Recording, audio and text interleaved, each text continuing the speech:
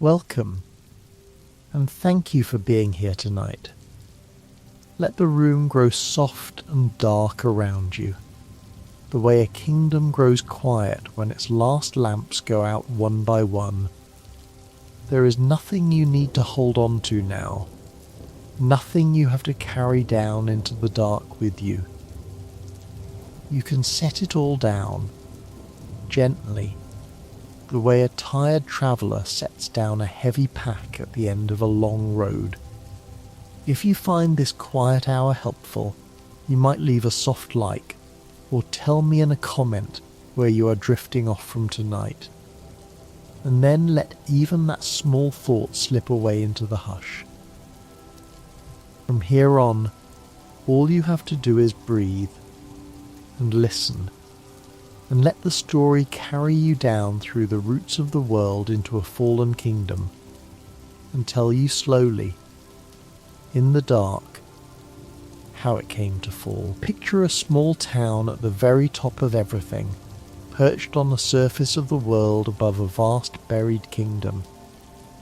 It is a quiet place, this town, nearly empty now, a scatter of little houses under a grey and windswept sky. And if you stood in its single street at night, you would hear almost nothing at all. Only the wind moving over the stones and somewhere far below your feet, a silence so deep it seems to have a weight of its own. The town is called Dirtmouth, and it sits like a headstone over the grave of a civilization. Beneath it, down through a broken well and a crumbling passage, lies Hallownest, a kingdom that was once the greatest the world had ever known, a place of pale light and endless order and gleaming cities carved into the deep stone. And it is gone now. It fell. And down in its ruined halls, if you descend far enough, you will begin to see it, a soft and terrible orange glow seeping from the eyes of the dead, pooling in the cracks of the world, the last light of the thing that killed a kingdom. Tonight we are going to follow that light all the way back to its source and tell the whole slow story of how the infection destroyed Hallownest.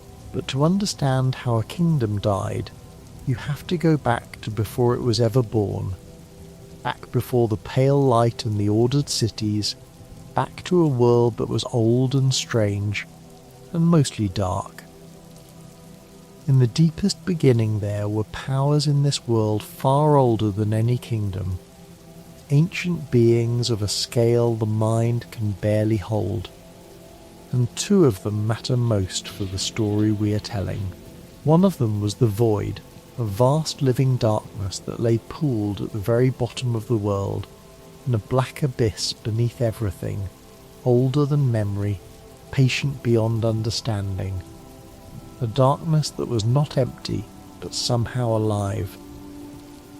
And the other, its ancient opposite, and its ancient enemy, was a being of pure light, a light brighter than almost anything, a radiance that lived not only in the waking world, but in the country of dreams, able to reach into sleeping minds and touch them. Light and dark, dream and void, these two were old enemies before anything we would recognize as history had begun, two opposite powers set against each other in the deep of time. Remember them both. The whole tragedy is, in the end, the story of what happens when one of them is forgotten and the other is called upon to answer for it. The darkness has its own quiet history, older even than the lights, and it is worth knowing because it makes the ending mean more. Long before Hallownest, long before the Pale King, long before almost anything the kingdom would remember, there was a civilization at the very bottom of the world that worshipped the Void. They dwelt down in the deep abyss where the living darkness pooled, an ancient people who revered the dark the way the moths revered the light, and then, for reasons the story never explains, they vanished. They are gone so completely that only the faintest traces of them remain. A few ruins, a few carvings, a sense of enormous age pressing up from below. But the void they worshipped stayed behind. It did not vanish with its worshippers.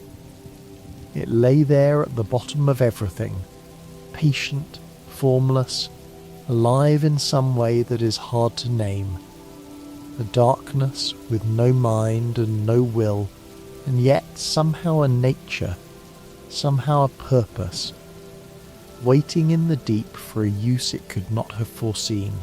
The void is the oldest thing in the story, older than the radiance's light, older than the kingdom, older than memory, and it asks for nothing and remembers nothing, and simply is, down in the dark, waiting. When the time finally comes for the light to be answered, it is this ancient, patient darkness that will answer it. Rising up out of the deep where it has waited since before the world had kingdoms, to do at last the one thing it was always, in some wordless way, meant to do. The being of light was called the Radiance, and long ago she was a god. Not a distant, silent god, but a present one, worshipped and beloved, for she had a people all her own. There was a tribe of moths in the ancient world, gentle winged creatures who were said to have been born from her light itself, and they revered her completely, living in harmony with her through the essence of dreams, gathering in her glow, carrying her worship like a warmth they never had to question. She reached them through their sleep, spoke to them in the language of dreams, and they answered with devotion, and for a long age this was simply how the world was. The moths dreamed of their radiant god, and their radiant god dreamed back, and the light and the dreaming and the worship all flowed together in an unbroken circle. She ruled in her quiet, luminous way, unopposed. There was no one to challenge her, no greater light, no rival god drawing her worshippers away. She was the brightness at the centre of her people's dreams, and she had been so for longer than anyone could remember. And around that circle of moths and their glowing god, the rest of the world went on in a dimmer, wilder way. There were other creatures in the deep places, other bugs. But they were not yet what they would become. They were closer to animals then, feral and instinctual, living by hunger and fear in the dark, with no language and no kingdoms, and no memory beyond the needs of the moment. There were scattered tribes with their own small gods, Moskin who followed a quiet green mother in the roots of the world, spiders in the deepest dark, proud mantises who had held their ground since before anyone could say, but none of them had built anything that would last. The world was old and dark and mostly mindless, a place of instinct and survival, lit here and there by the small warmth of the old wild faiths, and brightest of all by the light of the Radiance and her moths. That was the world as it had been for ages beyond counting. And then, into that ancient dark, something new came burrowing. It came from far away, from beyond the edges of the known world, and it came in the shape of an enormous worm, a vast serpentine being that tunneled through mountains and across the empty wastes, driven by some purpose no one could name, carrying within it a power unlike anything the world had yet seen. This worm was a higher being, one of the great old powers like the void and the radiance, and it had a gift that set it apart even among gods. It could see, dimly, the shape of things to come. It carried foresight, the ability to glimpse the future, to sense the paths that lay ahead, and it moved through the world as if following a map only it could read.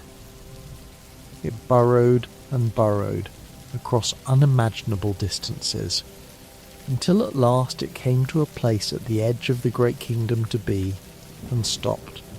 And there it did a strange and final thing. It shed its enormous serpentine body entirely, cast off its old form like a worn shell, and from that shedding emerged something new and smaller and pale, a figure reduced deliberately to a size that could stand among the bugs of the deep. The worm had become a king, and the world was about to change more completely than it ever had before. He is remembered as the Pale King, and what he brought to the dark world was the one thing it had never had. He brought minds. Moving among the feral, mindless creatures of the deep, he reached into them and expanded them, granting sapience to species that had known only instinct, giving them the ability to think, to remember, to speak, to want things beyond the next meal and the next danger. He gave them language. He gave them purpose.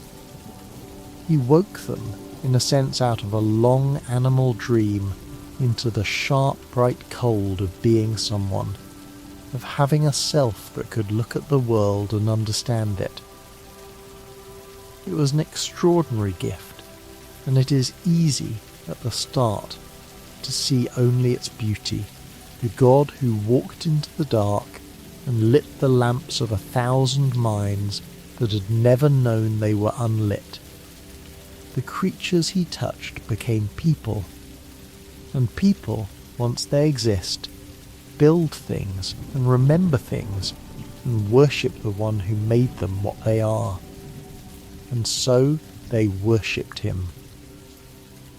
The newly wakened bugs of the deep looked upon the pale figure who had given them their minds, and they made him their god, believing he had created their world and everything in it, offering their devotion at his idols, arranging their whole new existence around his light. He promised them something in return, something enormous, the kind of promise only a god would dare to make. He promised them that their kingdom would last forever, that Hallownest, the realm they would build together, would be eternal, an unending order of light and reason carved into the deep stone of the world.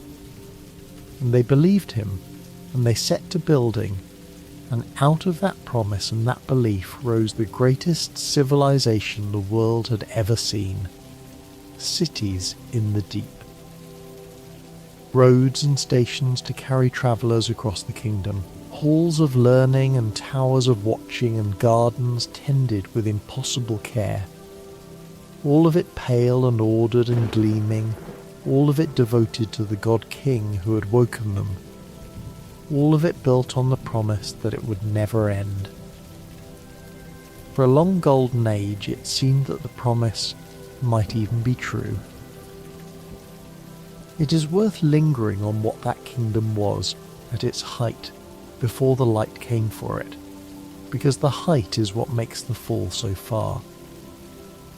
Hallownest was not merely a place where bugs lived. It was a civilization of the mind, built by creatures who had only just been given minds and who threw themselves into the wonder of thinking with all the fervour of the newly awakened. They studied. They built halls of learning and towers of research, and in them they pursued knowledge for its own sake, unravelling the workings of the world, pushing at the edges of what could be known.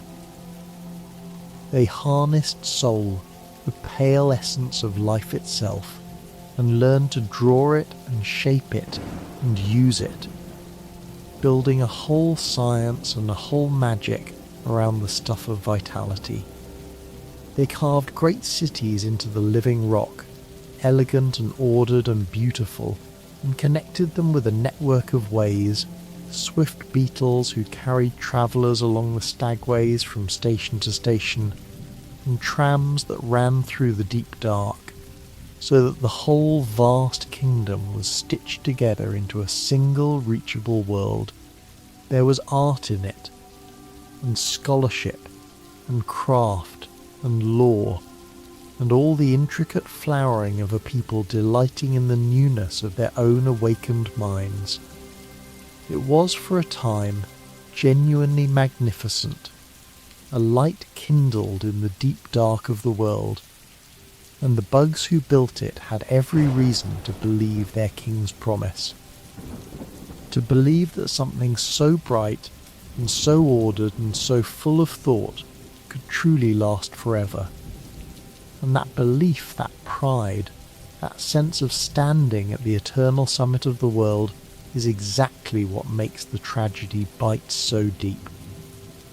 They were not a doomed and struggling people who fell because they were weak.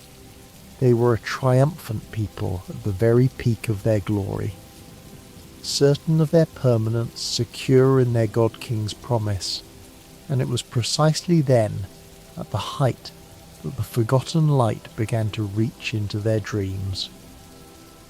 There is an old and sober truth in that the fall often comes not in the time of weakness, but in the time of greatest confidence, that the higher a thing has climbed, the further it has to fall, and that a civilization sure of its own eternity is a civilization that has stopped watching the dark.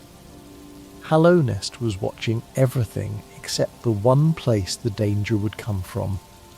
It was guarding its borders and building its towers and studying its soul, and all the while the thing that would destroy it was already inside every one of them, waiting in the country of sleep for the lamps of all those bright new minds to be put out.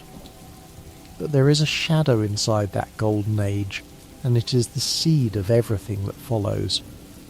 Because when the Pale King came and woke the minds of the deep and gathered their worship to himself, he drew that worship away from someone else.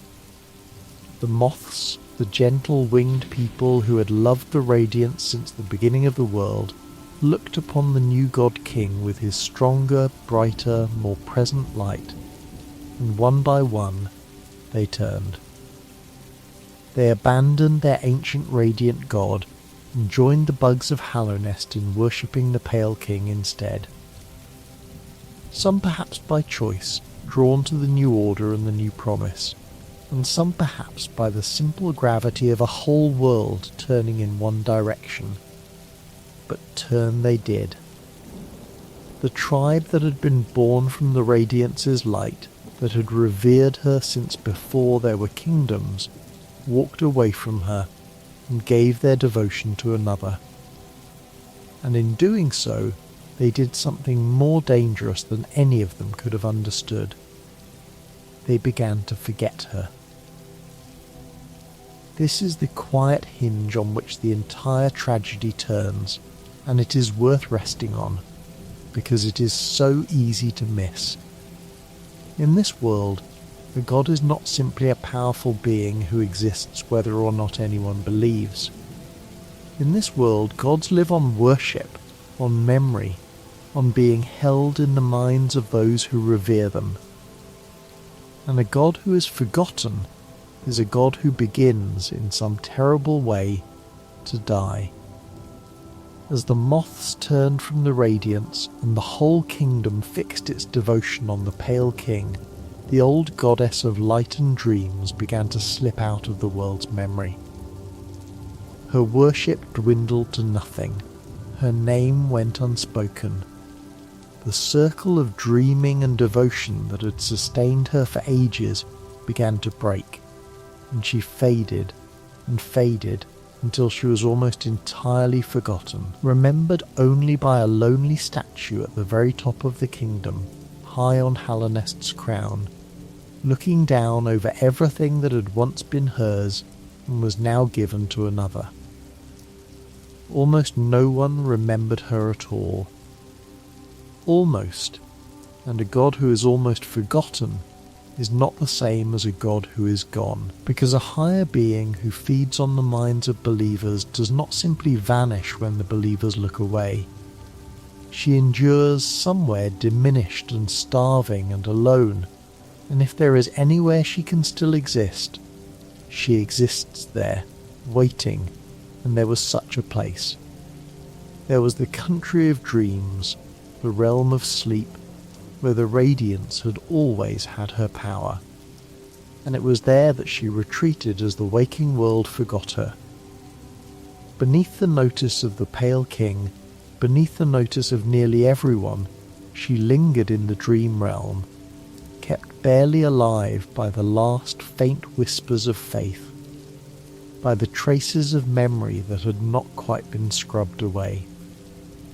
And in that lingering, in that long starving exile in the country of dreams, something in her changed. The gentle, luminous god who had lived in harmony with her moths became something else, something that had been forgotten and could not bear it, something that wanted, more than anything in the world, to be remembered again.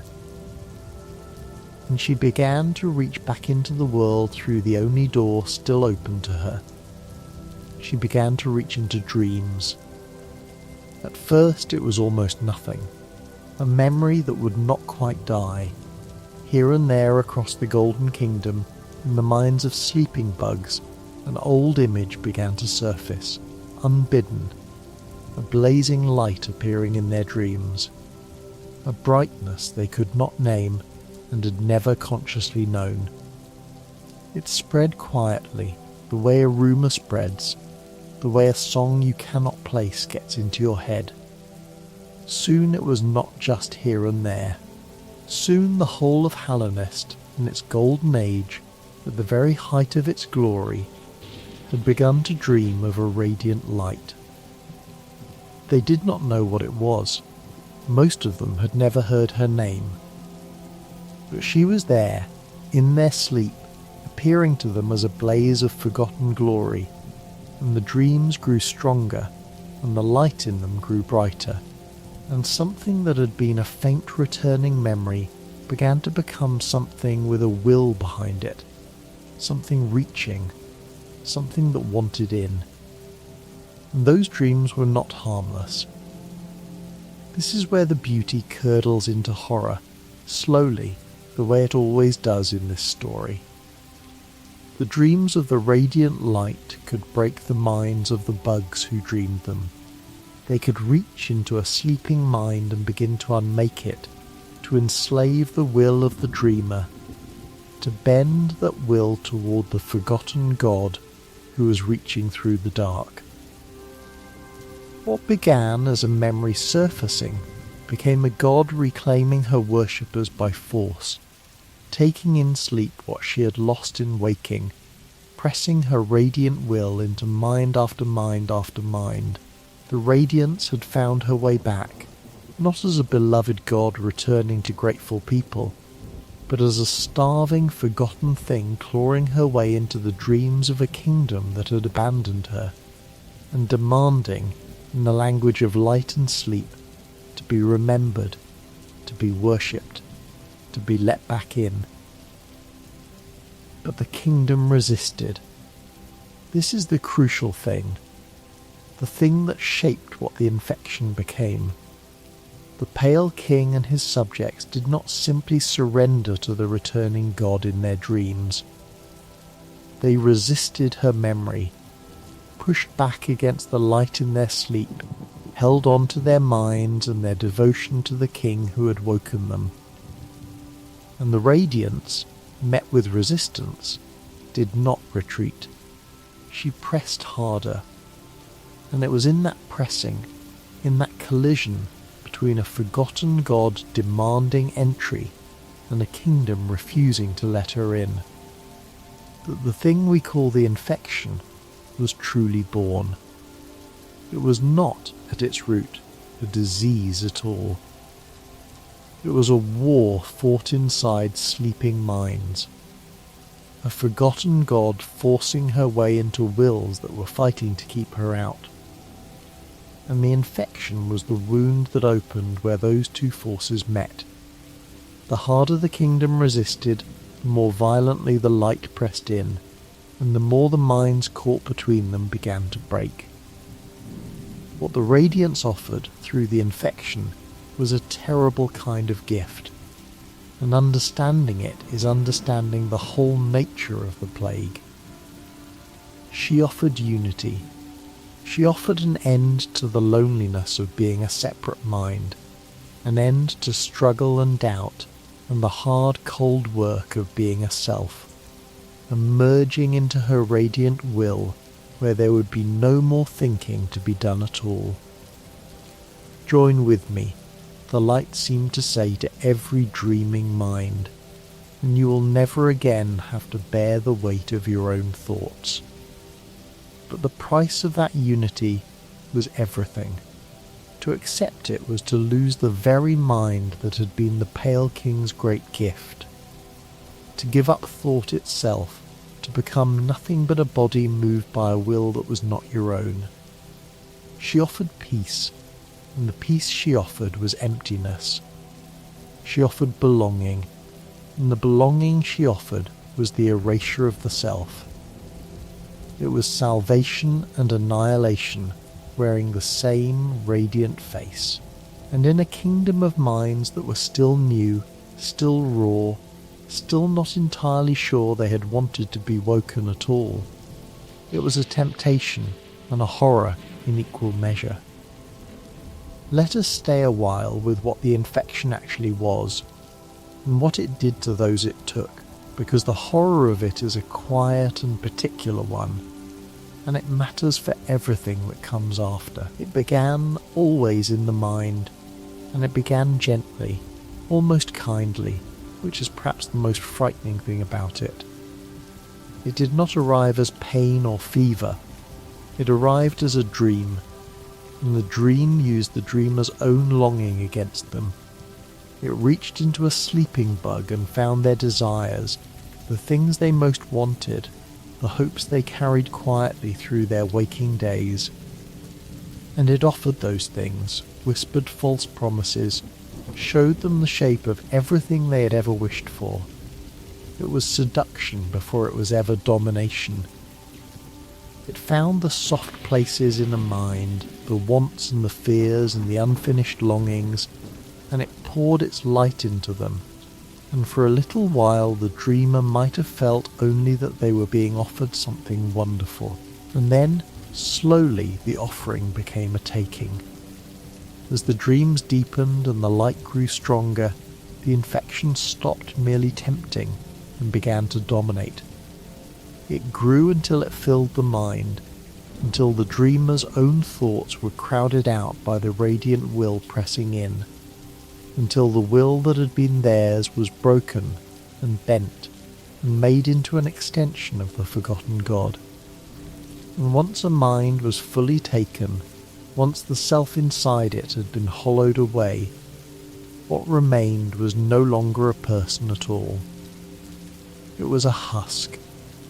The body still stood. The body still moved. But the one who had lived inside it was gone, drowned in light, and what walked in their place was only the radiance's will wearing a stolen shape, one more mind added to her union, one more voice in a chorus that had forgotten how to think. You could see it on them, this taking, written on their bodies in a colour that became the colour of the kingdom's death. The light spilled out of their eyes, a soft, sick orange glow where clear sight had been, the radiance shining out through the windows of a mind it had emptied. It welled up beneath their shells in swellings and pustules, orange and wet and wrong, a plague pushing out through the body it had claimed. It bloated them, dripped from them, hung around them as a sharp, sickly smell that clung to the ruined places, and it changed how they moved. The bugs the Pale King had woken into grace and reason lurched now with a blind, mad aggression, driven back down below thought into the primal instincts he had lifted them out of.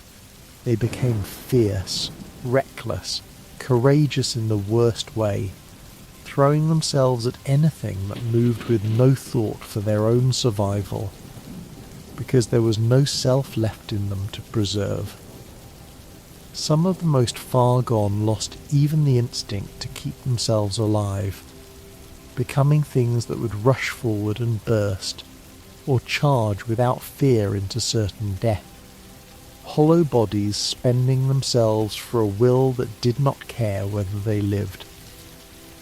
The Pale King had given them minds, and the Radiance took those minds away and left the bodies moving, and that was the infection. Not death exactly, something worse than death. A kingdom of the living whose selves had all gone out like lamps, still walking, still glowing, still moving through the halls of their dead home, with the light of the thing that killed them shining out of their empty eyes. If you could reach into what remained of those emptied minds, into the last flickers of the husks the plague had made, you would find that they no longer held any thoughts of their own at all. Where a self had been, there was only the forgotten God, only her single radiant demand echoing in the hollow, only her voice, which the story renders always as a kind of shout. A light that speaks in nothing but the loudest insistence. The sound of a God who will not be quiet, will not be ignored, will not be forgotten ever again. The husks did not think. They did not remember their names or their homes or the ones they had loved. They held only her light and her will, and her endless demand to be remembered, drowning out everything that had been theirs.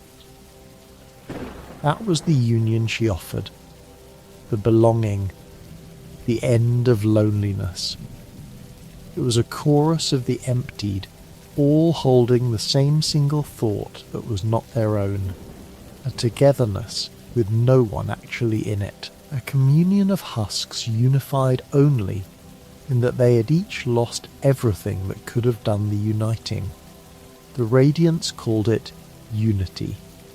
What it truly was the loneliest thing in the world wearing the mask of togetherness, a whole kingdom made one by the simple expedient of erasing everyone in it. There is a small and haunting truth folded into the shape of it too, one the world offers quietly for anyone who wants to sit with it. The Radiance drew her victims in with light, and there is an old real echo in that, the way small winged things in our own world are drawn helplessly toward a flame, circling it, unable to look away, destroyed by the very brightness they cannot resist. The bugs of Hallownest were moths, in a sense, all of them, drawn toward a radiant light that promised warmth and gave them fire.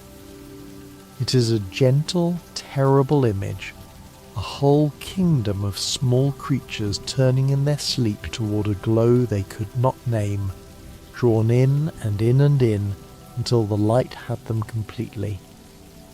And at the centre of that glow was not warmth at all, but a starving, forgotten God who wanted only to be remembered, and who had decided that if she could not be remembered with love, she would be remembered with terror. That if the kingdom would not hold her in its mind willingly, she would take its minds by force and fill them with herself until there was nothing left but her. How it spread is part of what made it so impossible to stop, and it follows directly from what it was. The disease of the body moves through touch, through the air, through water, and can be walled off, quarantined, escaped by putting distance between the sick and the well. But the infection was a disease of dreams, and everyone dreams. It did not need to touch a body to reach a mind. It reached through sleep, through the dream realm that touched every sleeping creature in the kingdom at once, and against that there was no wall to build, no distance to flee to, no quarantine that could hold. A bug could shut every door and seal every window and lie down alone in the safest room in the kingdom, and still, when sleep came, the dream would come with it, and the light would be waiting. That is why it spread the way it did, quietly, invisibly, everywhere at once, seeping into the kingdom not along its roads, but through the sleep of its people, mind to mind to mind. Until one day the Golden Age looked around and found that the rot was already deep inside it, that the plague had never needed to come through the gates, because it had been coming through their dreams all along. And so the great kingdom, the eternal kingdom, the promise carved in pale stone, began to die from the inside. It did not happen all at once. For a while it must have looked like something that could be managed, isolated cases, troubling dreams, a few bugs gone strange and violent and glowing, who could be contained or driven off. But the cases multiplied. The dreams deepened across the whole population. More and more of the woken minds went dark and filled with light. More and more husks wandered the gleaming halls, and the ordered civilization that had been built on reason and devotion began to come apart as the reason drained out of its people, one sleeping mind at a time. The cities that had gleamed began to empty. The halls of learning fell quiet. The gardens went untended. And over all of it spread the soft orange glow and the sharp sick smell of a plague that could not be fought, because it lived in the one place no one could guard, the place every mind goes when the day is done and the eye is finally close. The pale king, watching his eternal kingdom begin to rot, set his enormous mind to the problem of saving it. And here the story becomes not only tragic, but terrible, because the solution he found was itself a kind of horror, and it is remembered as such. He understood, with his gift of foresight and his cold, clear intelligence, the central difficulty. The Radiance could not simply be killed. She had no body to strike. She was a being of light and dreams, formless, existing in the country of sleep, and there was no blade in the world that could find her there, no army that could march into a dream. A thing that cannot be killed, he reasoned, must instead be contained.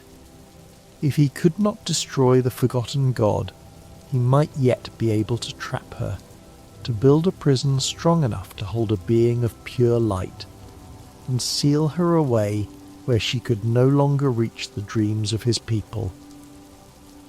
But what could hold a god of light? Only her ancient opposite, only the thing that had always stood against her, only the void. Far below the kingdom, at the very bottom of the world, in the black abyss where the living darkness had pooled since before time, there was a power old enough and deep enough to swallow even the Radiance's brightness, and the Pale King conceived a plan to use it. He would make a vessel of that darkness, a container built to hold the light, a being made of void that could take the Radiance into itself and cage her there forever. But the void alone was wild and formless. To shape it into something that could hold a god, that could be sealed and guarded and made to serve a purpose, it needed a form, a body, a shell.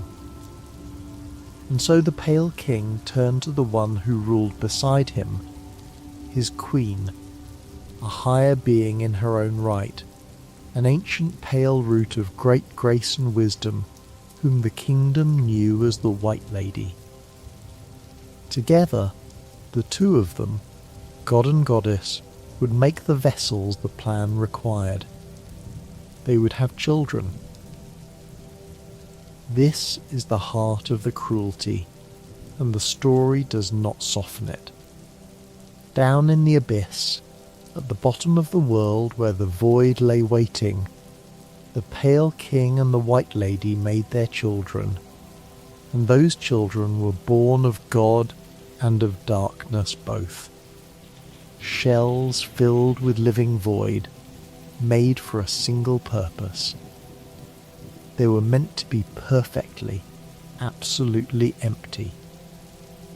That was the whole design. For a vessel to hold the radiance and never be corrupted by her, it had to contain nothing she could reach.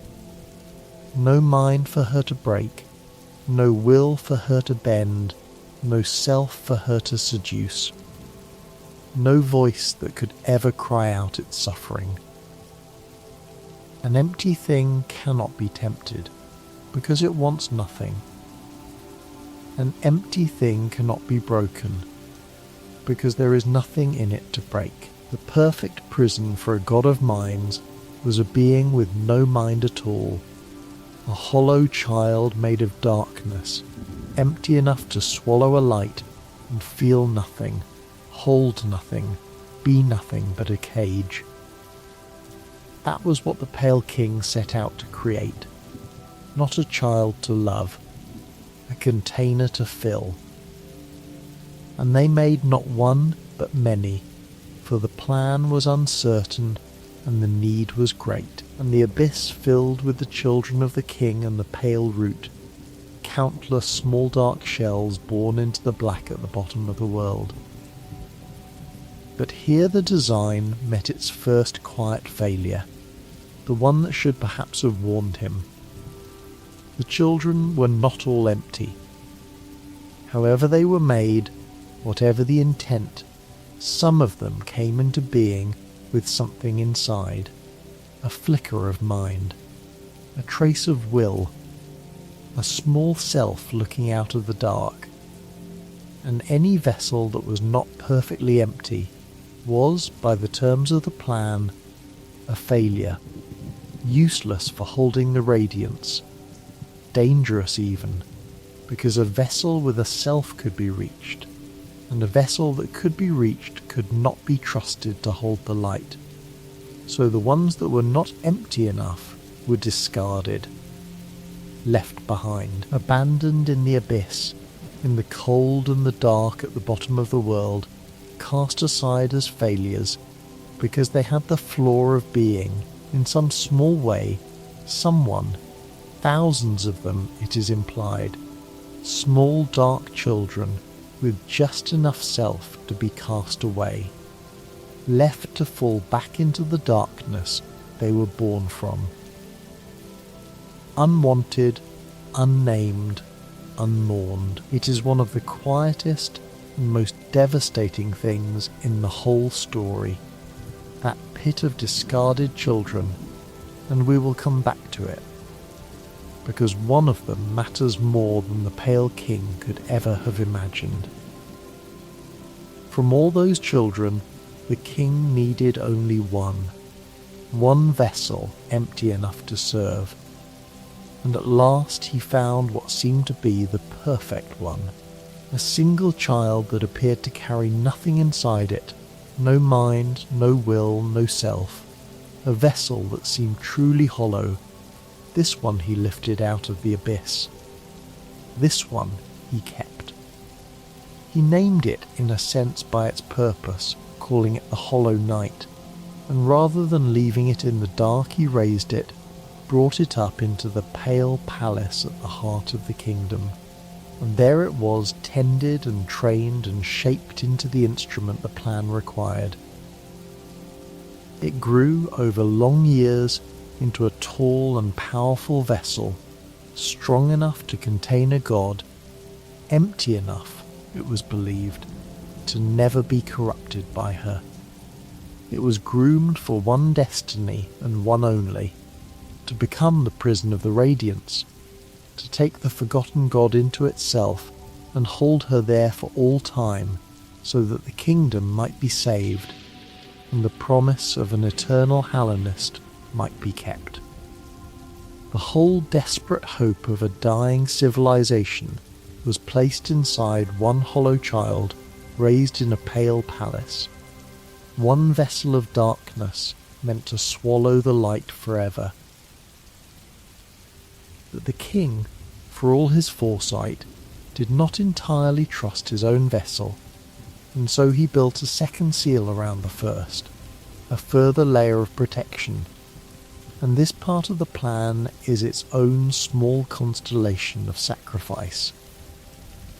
He understood that even a sealed vessel might be tampered with, that outside forces might try to undo his work, and so he sought to lock the Hollow Knight away behind a barrier that no ordinary means could break. For this he needed sleepers. He needed powerful minds willing to give up their waking lives entirely and fall into an eternal dream. Minds whose sleeping would form a living seal over the vessel's prison, a lock that could only be opened by entering their dreams and ending them. 3 of them answered. 3 great bugs of the kingdom agreed to lay down their lives and their waking selves forever, to sleep without end, so that the prison would hold. They are remembered as the dreamers, and each of them came to that sacrifice by a different road. The first was a loyal and devoted official of the great city, a watcher who had spent his life overseeing the kingdom's shining capital from a high spire, faithful to the Pale King above all things. When the call came for volunteers, he offered himself without hesitation, out of pure loyalty and love for his king and his homeland, and he climbed to his chambers atop his spire and lay down to sleep forever, guarded by his silent knights. Tended by a faithful servant, his eternal dream becoming one of the 3 locks on the vessel's cage. His faith in the plan never wavered, not even later, not even as everything came apart around him. He believed, to the end of his endless sleep, that he had done the right thing, that his sacrifice was holding back the dark. He was, in his devotion, the truest believer of the 3. The second was the kingdom's great teacher and scholar, its chief researcher, a wise and thoughtful being who had studied the infection longer and more deeply than almost anyone. She had worked with the Pale King before, on earlier attempts to contain the plague, attempts that had failed, and she understood better than most just how dangerous the thing they faced truly was. When this new plan was made, she volunteered too, laying down her waking life to become the second seal, sealing herself away behind her own strange creations in a place of drifting fog and acid. But she was a scholar to the last, careful and clear-eyed, and she did something the others did not. She made a provision, a way for her seal to be undone if the plan should ever fail, entrusting the key to her sleep to one she trusted, so that if the day came when the sealing had to be broken, it could be. Even in her sacrifice she kept a scholar's honesty, a refusal to pretend the plan was certain, a quiet acknowledgement that it might all go wrong, and that someone might one day need to undo what she had done. The third was the most foreign of them, and the most complicated, and her sacrifice carried a private hope tucked inside the public one. She was a queen of the deep dark places, a ruler of an ancient tribe of weavers and spiders who had come to the kingdom's edge from somewhere far away, and she cared little for Hallownest or its fate. But she agreed to become the 3rd dreamer, to lay down her life in eternal sleep and form the last lock on the vessel's cage. Her reason was her own. In exchange for her sacrifice, she asked the Pale King for one thing: a child, an heir, so that her line would not end with her.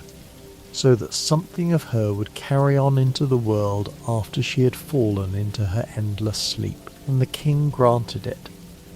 She conceived a daughter, and then she went to her long dark rest, and that daughter grew up having barely known her sleeping mother, raised in one of the most dangerous corners of the world, becoming a fierce and dutiful warrior who would long after walk quietly through the whole ruined story as one of its few living hearts.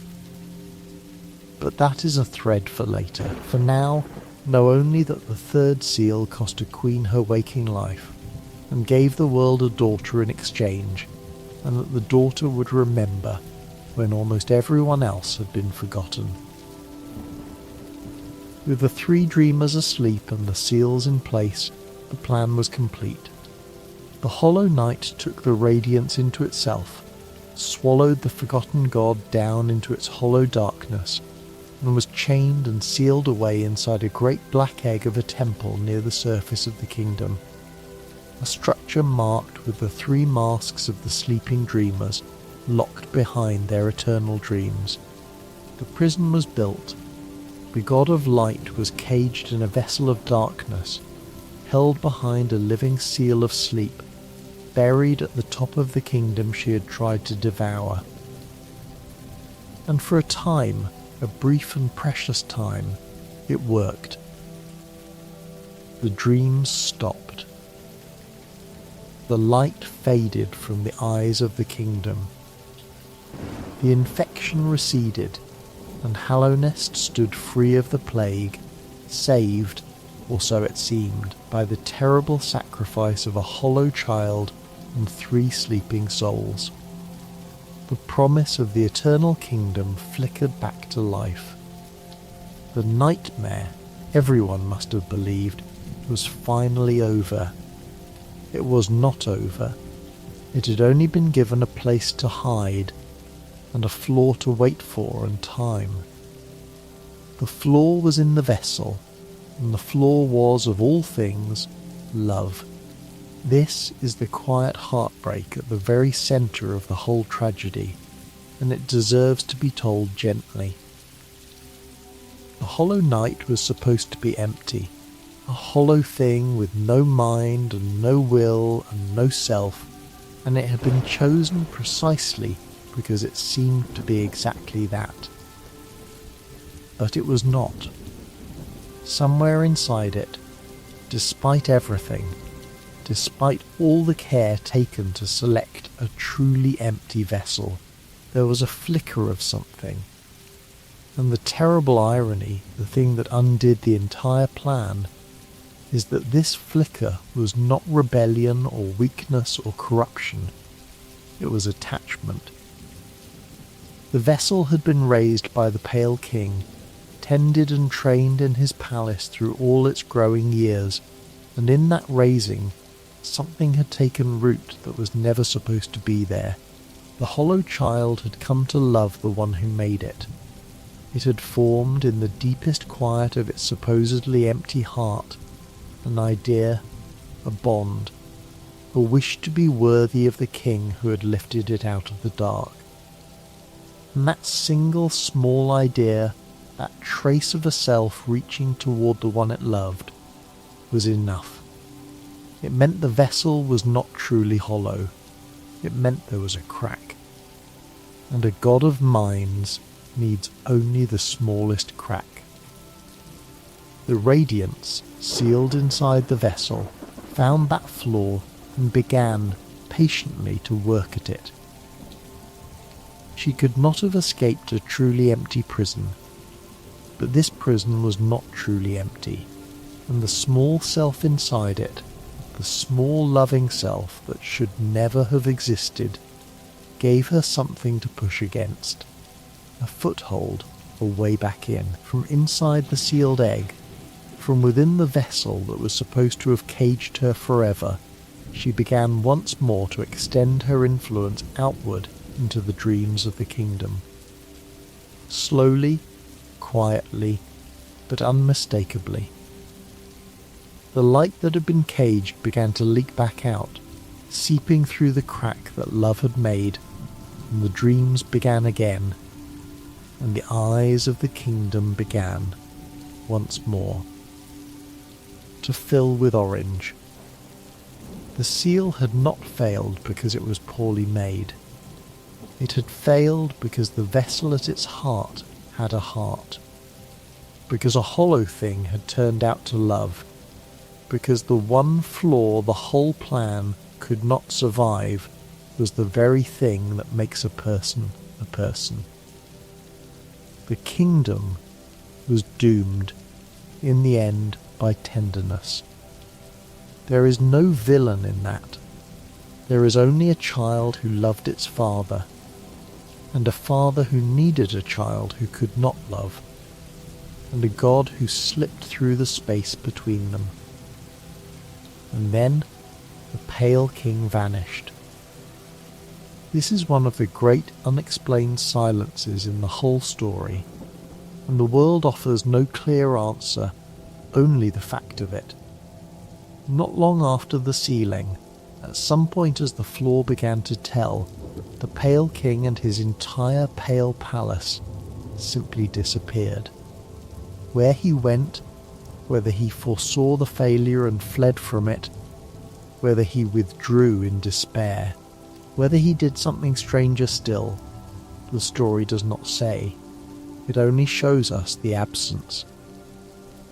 The God King who had woken the kingdom, who had made its minds and promised its eternity and engineered its desperate salvation, was suddenly gone, and his palace with him, leaving the throne empty and the kingdom leaderless at the exact moment it most needed a hand at the helm.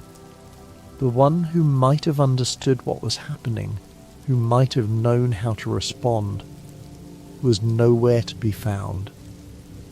And into that vacuum, into a kingdom suddenly without its god and its ruler, the infection came flooding back, this time with no one left who could even try to stop it.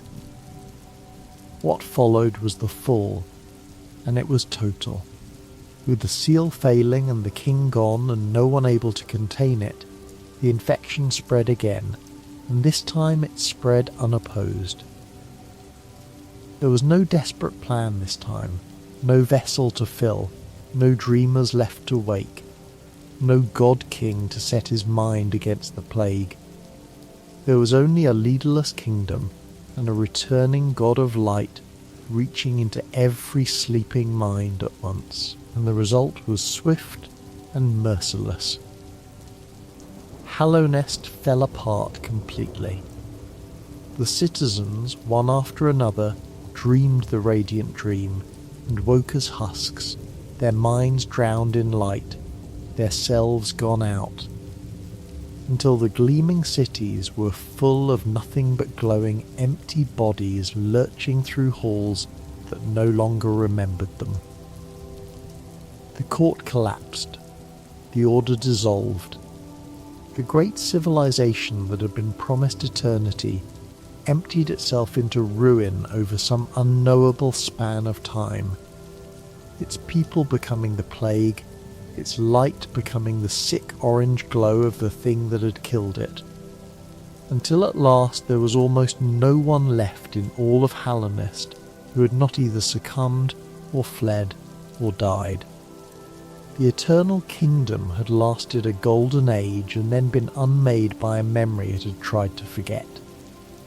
It is worth walking, slowly and gently, through what that fall actually looked like in the places where it happened, because the ruin the plague left behind is a strange and sorrowful country, and its sorrow lives in the details.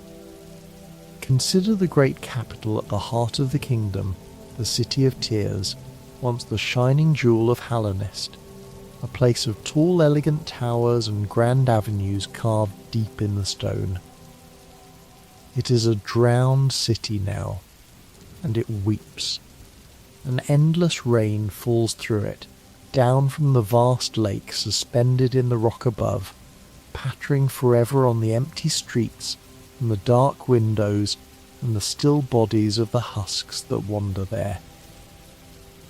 The watcher who gave his waking life to seal the vessel had looked out over that city with love, and now it stands ruined beneath the ceaseless rain, its lamps still lit over streets where no one who could appreciate the light remains, its beauty preserved and emptied at once, a gorgeous corpse of a city weeping in the dark. To walk it long after is to feel the particular grief of a beautiful thing that has outlived everyone who made it beautiful.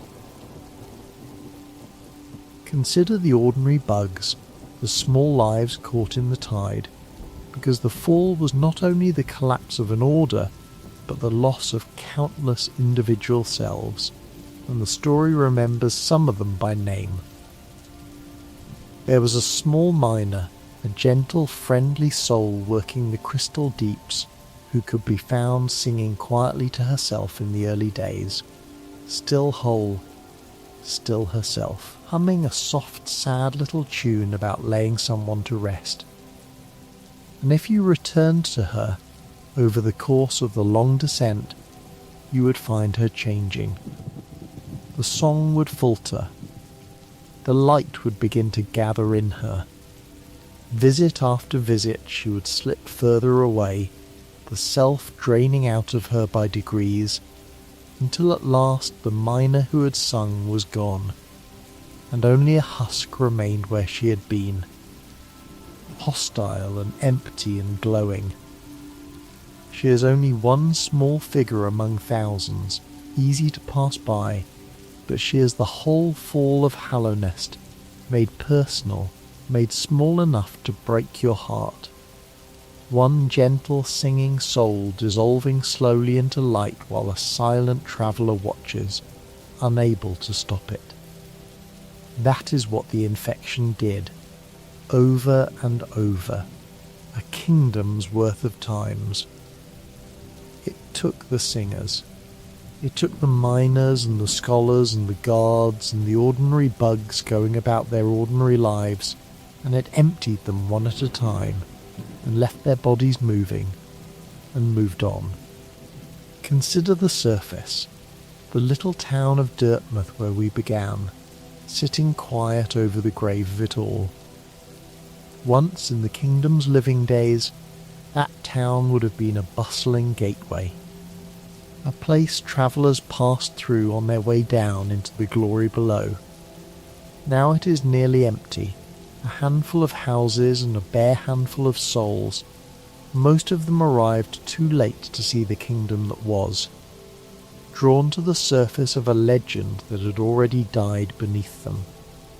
An old bug lingers there, one of the last of the truly local folk, watching the newcomers come and go, remembering when there were more, when the town was fuller, when something still stirred down below that was worth going to see. The emptiness of Dartmouth is the emptiness of the whole kingdom risen to the surface. A quiet that used to be a crowd, a single windswept street where a civilization used to begin. And even there, even at the very top, even in that last small refuge above the ruin, the story shows us that the plague's reach was not finished, that in the end the light would press even at the edges of that final quiet town. And yet in all that fall, there were a few who did not succumb, and their resistance tells us something important about the nature of the plague, and deepens its sorrow rather than lifting it. There was a proud tribe of mantis warriors, deep in the fungal wastes, who held their minds against the infection by sheer force of will, so disciplined and so completely themselves that the light could find no room in them to enter, and they alone among the great groups of the kingdom stayed clean, guarding their borders to the last. There was a great slow ancient beast who felt the allure of the light and refused it, and withdrew deliberately to a quiet corner of the world to get away from the infected creatures whose minds had been lost, choosing loneliness over the union the radiance offered. Here and there a rare individual clung to themselves through some private strength, a stubborn scholar, a wandering pilgrim, a warrior too focused to be emptied.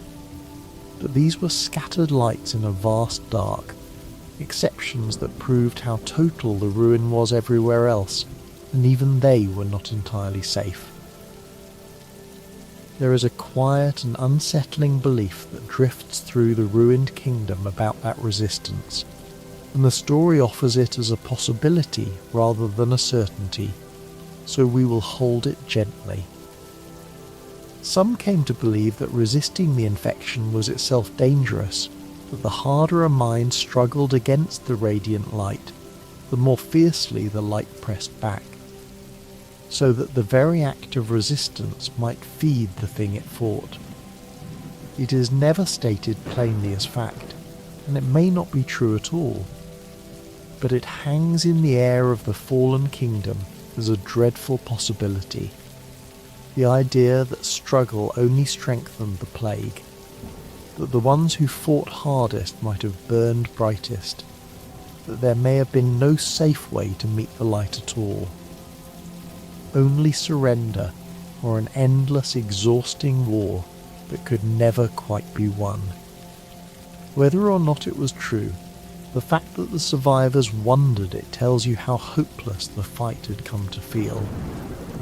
When you begin to suspect that resisting a thing only makes it stronger, you have already begun to lose. Long after the fall, when the kingdom had been ruined for who knows how many years, when the husks had wandered the dark so long that most of the world above had forgotten Hallownest ever existed, a small figure came walking out of the wastes toward that quiet surface town. It was a vessel. Not the hollow night, sealed still in its egg with the god inside it, but another one of the discarded children from the abyss, one of the thousands cast away for the flaw of not being empty enough. This one had not died in the dark. This one had climbed out, somehow, long ago, and wandered far from the kingdom that made it, out into the wider world beyond, small and silent and alone, carrying just enough of herself to keep walking. And now something had called it back. A pull it could not name, a call that went out from the sealed egg or from the god within it, drew this small lost vessel back toward the fallen kingdom of its birth, back toward the descent, back toward the buried source of everything. It came to the quiet town, and it found the broken well, and it went down into the dark. There is a quiet mystery in that call, one the story never fully resolves, and it is worth sitting with, because it colours everything the small traveller does. No one can say for certain who called it back. It may have been the Radiance herself, reaching out from her failing prison, drawing another vessel toward her in the hope of a new and stronger cage, a fresh empty body to pour herself into when the old one finally failed. Or it may have been the hollow night, the sealed sibling, reaching out in its long agony for the one thing that could end its suffering, calling a brother home to finish what it could no longer bear to hold. The call is both a summons to continue the plague and a plea to end it, and the small traveller answering it cannot know which it is, only that something in the fallen kingdom is pulling at it, some thread tied to its very origin, drawing it down and down toward the buried heart of everything. And in a sense it does not matter which of them called, because the answer is the same either way. A discarded child, cast out for the flaw of having a self, comes back to the kingdom that threw it away, walks willingly into the ruin, and takes up the burden its siblings could not carry. Whether it was summoned to extend the plague or to end it, what it chooses to do with the summoning is its own, and that choosing is the last free act in a story where nearly everyone else was bound by fate or duty or the will of a god. What that small traveller found as it descended is the ruin we have been describing, seen up close, walked through step by silent step. The upper reaches of the kingdom, the old crossroads just beneath the surface, seemed at first almost quiet, almost bearable. A dim maze of ancient stone with only scattered husks lurching through it. The infection present but contained. A low background glow, but the plague in that kingdom was not a settled thing. It was still tied to the sealed egg, still bound to the failing prison and the god straining inside it. And as the traveller moved deeper and began, without fully understanding, to unravel the old seals, the infection answered. At a certain point in the descent, as the first of the ancient locks was broken, the change came. The crossroads that had seemed almost quiet erupted. The infection surged out from the buried egg and flooded the upper kingdom, and the creatures there swelled and bloated and began to drip with orange light, and thick blobs of the plague rose to block the old passages, and that sharp sickly smell filled the air where it had been faint before. What had been a low background glow became an active, spreading, intensifying thing, as though the kingdom itself were reacting to the traveller's presence, as though the god in the egg had felt the seals beginning to loosen and had begun in response to press harder against them. The forgotten god was not passive in those final days, and this is worth understanding, because it shows that the infection was never merely a lingering aftermath, but an active will still reaching, still fighting. From within her failing prison, the Radiance worked to stop the small traveller who was unmaking her seals. She reached into the minds of the still living, turning gentle souls hostile, filling the innocent with her light and setting them against the intruder. She poured her power into the long dead, reanimating fallen bodies with seeds of infection, raising old corpses and broken vessels and silent guardian knights to bar the traveller's way. An army of the reanimated dead moving at the will of a god who would not accept that she had been forgotten. One of those raised and ruined things carries a particular sorrow, because it was, like the traveller, a vessel. Long ago another of the discarded children had climbed out of the abyss, just as the traveller had, escaping the pit where the failures were left to die, wandering off into the dark of the kingdom with just enough of a self to keep moving. But this sibling did not fare as well. Somewhere in its wandering the infection found it, and the light poured into whatever small self it carried and emptied it, and it fell, broken, one more husk among the countless husks, a discarded child who escaped the abyss only to be taken by the very plague its siblings were made to stop. And when the traveller comes upon it, the forgotten god reanimates even that, raising the broken vessel up with her light, filling the empty shell of a sibling with the plague and setting it against the one still whole. It is a terrible mirror, that broken sibling, because it shows the traveller exactly what it might have been, exactly what it might yet become. Here is another child of God and void, another escapee from the pit, another small silent thing that wandered the dark carrying a flicker of self, and the light took it anyway, emptied it anyway, and now moves its broken body like a puppet. The traveller must face it, must put it down, must look upon the infected ruin of one of its own, and understand that the abyss it crawled out of was never the only danger, that the light which destroyed a kingdom could destroy it just as easily, that being a vessel offered no protection at all against the very plague it was born to cage. To fight that broken sibling is to fight a version of oneself that the light already won, and there are few lonelier battles in the whole ruined kingdom. Every step the traveller took toward the source, the god pushed back, because she understood, in whatever way a being like her understands, that this small silent vessel was walking toward the one thing that could end her, and she meant to fill it with light or bury it under the reanimated dead before it ever arrived. And as the traveller pressed on, as the ancient seals fell one by one, the plague worsened across the whole kingdom in waves. Each dreamer whose eternal sleep was ended, each lock that was broken, loosened the prison further and let more of the caged light pour out, and the infection surged and surged.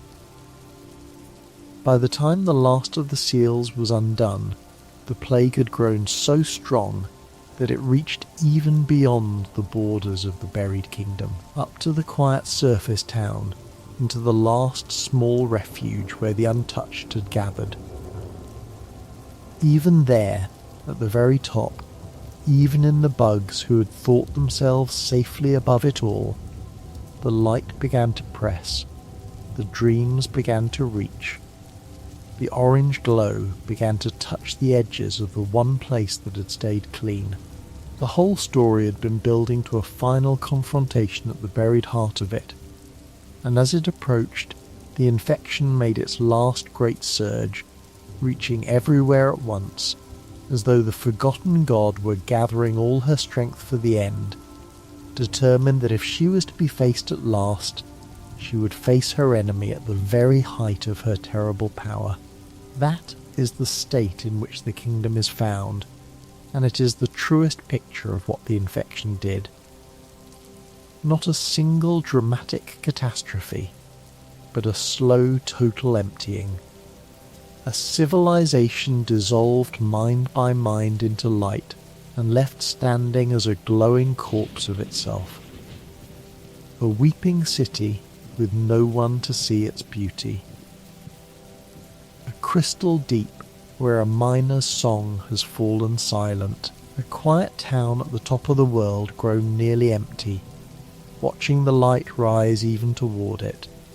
Halls of order gone mad, gardens gone wild, scholars gone silent, a whole eternal promise unmade from the inside by a memory that would not die. And through it all, the soft, relentless orange glow, seeping from every empty eye, pooling in every crack, the colour of a kingdom's death, the light of a forgotten god who had finally made herself impossible to forget. That is how the infection destroyed Hallownest. Not with fire, not with armies, not with any force that could be met and fought, but with dreams, quietly from the inside, one sleeping mind at a time. And it happened long ago. That is part of the particular sorrow of the ruin, the sense of enormous time having passed, of a catastrophe so old that the world above has almost entirely forgotten it, the way the kingdom once forgot the radiance. No one can say exactly how long Hallownest has lain in ruin, long enough for the memory of it to fade from the surface world into legend and then into almost nothing. Long enough for a whole generation of newcomers to gather in the little town above without knowing what sleeps beneath their feet. Long enough for the husks to have wandered the dark so many years that their wandering has worn grooves into the stone. The fall is not a fresh wound in the story. It is an ancient one, scarred over and gone quiet. A kingdom that died so long ago that its dying has become simply the shape of the world, the way things have always been for anyone alive to remember. And there is a strange gentleness in that great passage of time, a softening, the way even the worst griefs eventually settle into the landscape and become just another quiet feature of a very old world. The screaming is long over. What remains is only the aftermath, held in the dark, waiting, patient, the way ruins wait, asking nothing, simply enduring in the silence until at last someone small comes down to bring the long story to its close. Now let us sit for a while with the deeper meaning underneath all of this, because the infection was not only an event that happened to Hallownest, it was an idea, a truth about the world of that story made terribly real. And the truth is this: in that world, to be forgotten is to die, and to be remembered is to live, and a god will do anything at all, rather than be forgotten. The whole catastrophe grew from a single wound, the wound of a god abandoned, a being who had been loved for ages and then, over the course of a golden age, quietly, completely forsaken. The Radiance did not begin as a monster. She began as a god who had lost her worshippers, who felt herself fading out of the world's memory, who reached back not out of malice at first, but out of the sheer unbearable terror of being forgotten. The infection was, at its root, a scream. It was the sound a god makes when it is disappearing and cannot bear to disappear, when it will burn down an entire kingdom rather than be allowed to fade quietly into the dark. "Remember me," the plague said, in the only language a dying god had left. "Remember me, or I will make you remember me. Remember me, even if I have to fill your minds with myself to do it." And there is a bitter, terrible completeness in the fact that she succeeded. This is the darkest irony of the whole story, and it is worth holding gently, because it says something true about the danger of certain wounds. The Radiance wanted to be remembered, and she was. By the end, there was no one in the whole kingdom who did not carry her light. Every husk that wandered the ruins was a mind that held her and nothing else. Every glowing eye was a remembrance of her. She had wanted, more than anything, not to be forgotten, and she achieved it absolutely, more completely than any beloved god has ever been remembered, by simply erasing everything that was not her from every mind in the kingdom. But the remembering she won was not the remembering she had lost. She was not held in loving minds that chose her. She was held in emptied minds that had no choice, in husks that could not have forgotten her because they could no longer forget anything, because they could no longer think at all. She got exactly what she wanted, and it was worth nothing, because a god remembered by the mindless is not truly remembered at all. She traded the love of the moths for the empty devotion of husks, and called it victory, and it was the loneliest victory imaginable. She was surrounded, at last, by a whole kingdom that held only her. Not one of them could love her, because she had burned away the very thing that love requires. The Radiance was not the only god in that world sustained by being remembered, and the story offers a quiet echo of her fate in another power that drifts at the kingdom's edges, one that handles the same hunger in a very different way. There is a heart of nightmare, an old and strange higher being that lives, like the Radiance, on being held in the minds of others. But where the Radiance took her remembrance by force and turned it into a plague, this other power feeds through ritual, through a wandering troupe of performers who move from fallen land to fallen land, gathering the dread and the dreaming of dying kingdoms to keep their ancient heart burning. They came to Hallownest in its ruin, drawn to the rich despair of a fallen place, to feed on the nightmares of a kingdom already lost, and there is something almost gentle in their arrangement compared to the Radiance's, a bargain rather than a conquest, a ritual freely joined rather than a mind forced open. But underneath, it is the same truth wearing a different mask. Here is another god that must be fed on the stuff of minds to go on existing. Another power that survives only so long as it is remembered and ritually sustained.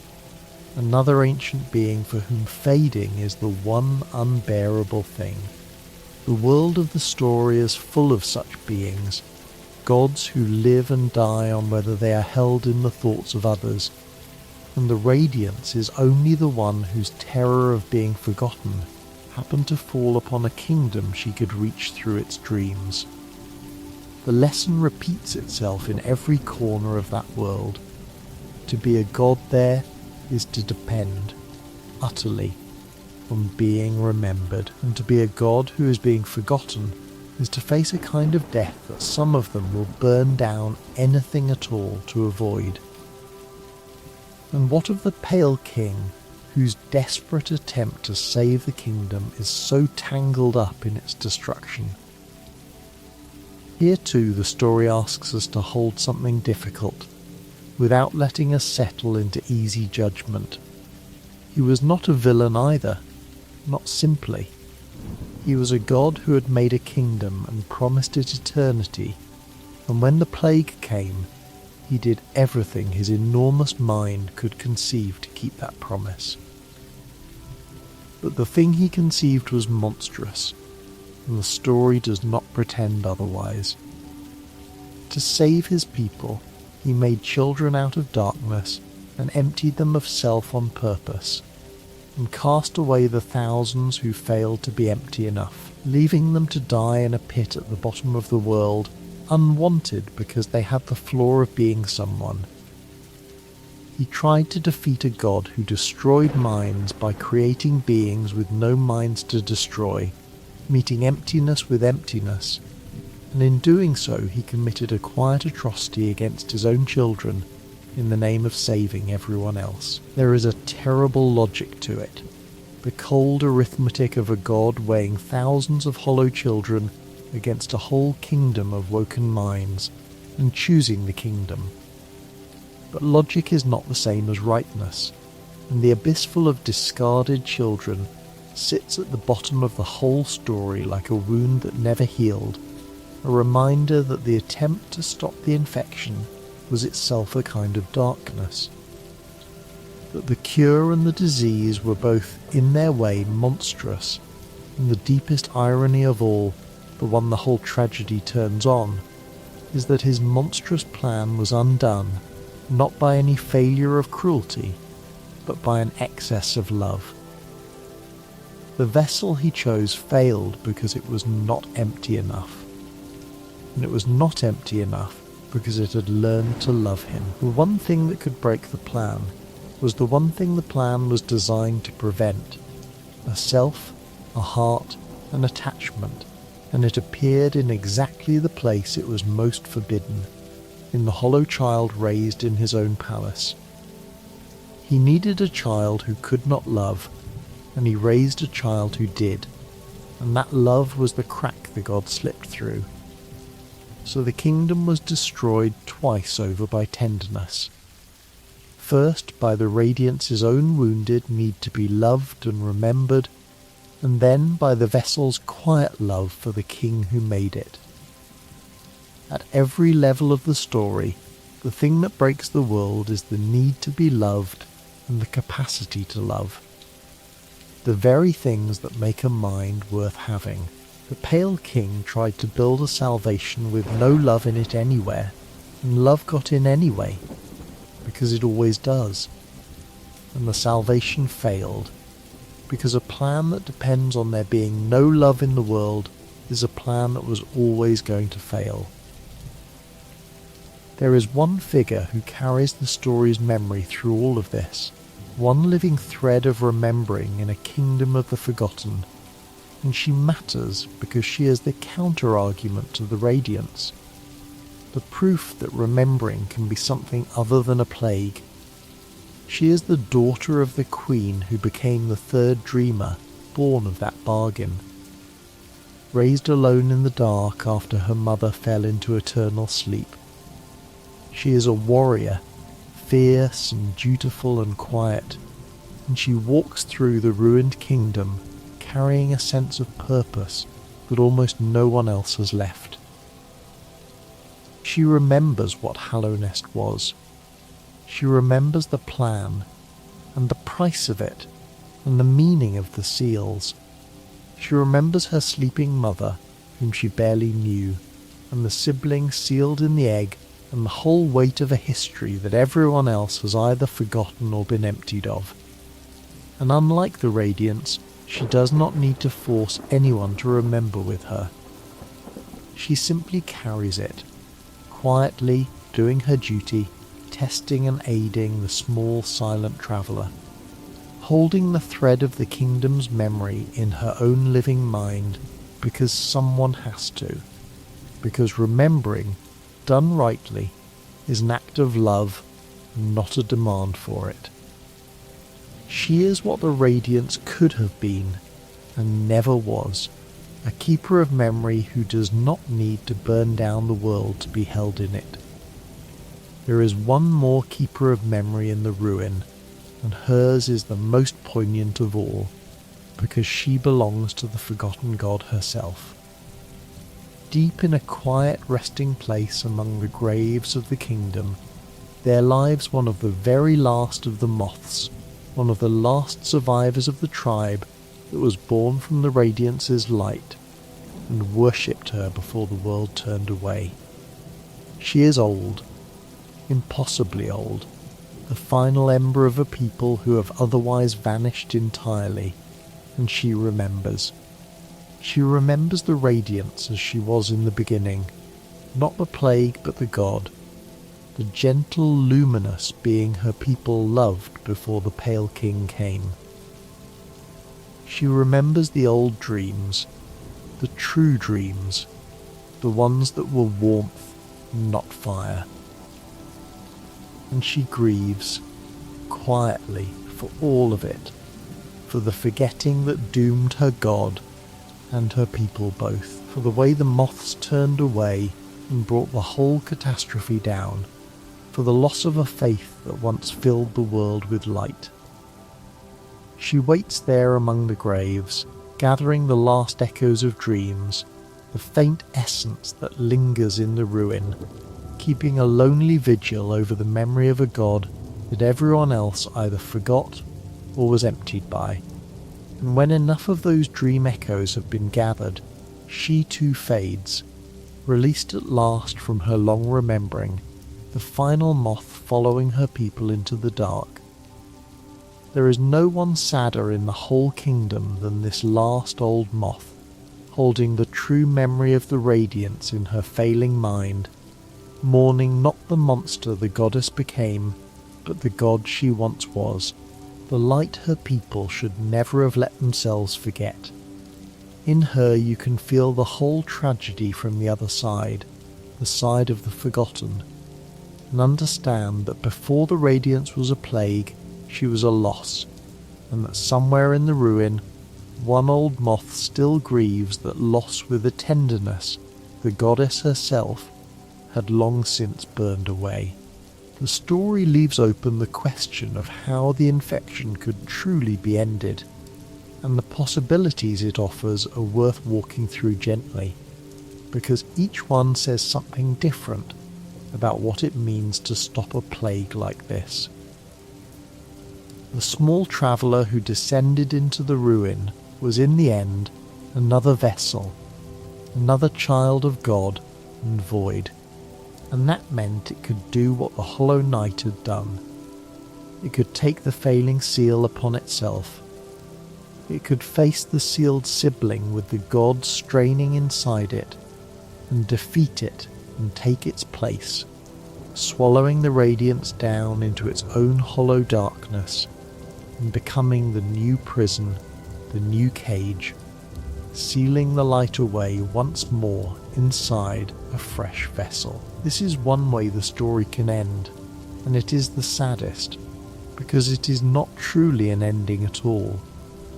It is only the cycle beginning again. The plague sealed, not destroyed. The god caged, not defeated. Another hollow child taking up the endless burden of holding back a light that will someday find another crack, because there is always a crack. It is a way to buy time, and only time, at the cost of one more vessel's freedom. The dark holds the light, and holds it forever, or until it fails again. But there is another way, a truer one, and it reaches past mere sealing towards something that might actually end the thing. For the small traveller carried within it, if it chose to gather it, the deepest power of its own nature, the united strength of the void itself, the ancient darkness that was the radiance's oldest enemy. And with that power fully claimed, the traveller could do more than cage the god. It could enter the dream where she lived, walk into the very country of light and sleep that had always been her domain, and face her there directly, on her own ground, not as a prison, but as an executioner. And in that dream, the void would do what it had always been meant to do, what it had waited to do since before the world had kingdoms. It would rise up and swallow the light. The darkness would close over the radiant god and consume her utterly, not sealing her away to wait and leak and return, but ending her, dissolving her forever into the dark, so that the dreams would finally stop, and the infection would finally lift, and the long plague would at last be truly over. It is fitting, in the deep logic of the story, that only the void could end the radiance, that the plague of light could only be answered by the ancient dark, that the two old enemies from the beginning of the world would meet at last in a dream at the end of a kingdom, and that this time, finally, the dark would win. And when that happens, when the void takes the radiance at last, the change ripples out across the whole ruined kingdom in a wave of quiet.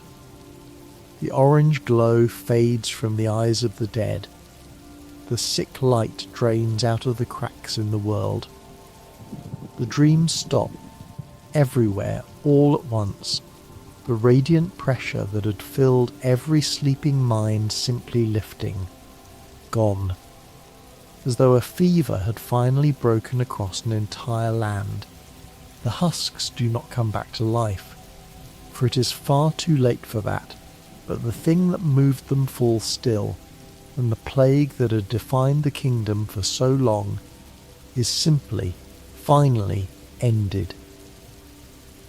The forgotten god who could not bear to be forgotten is herself unmade, consumed by the dark, gone from the world she had ravaged, and in the silence she leaves behind, the kingdom is free at last, free and empty and quiet, a ruin no longer glowing, a grave no longer restless.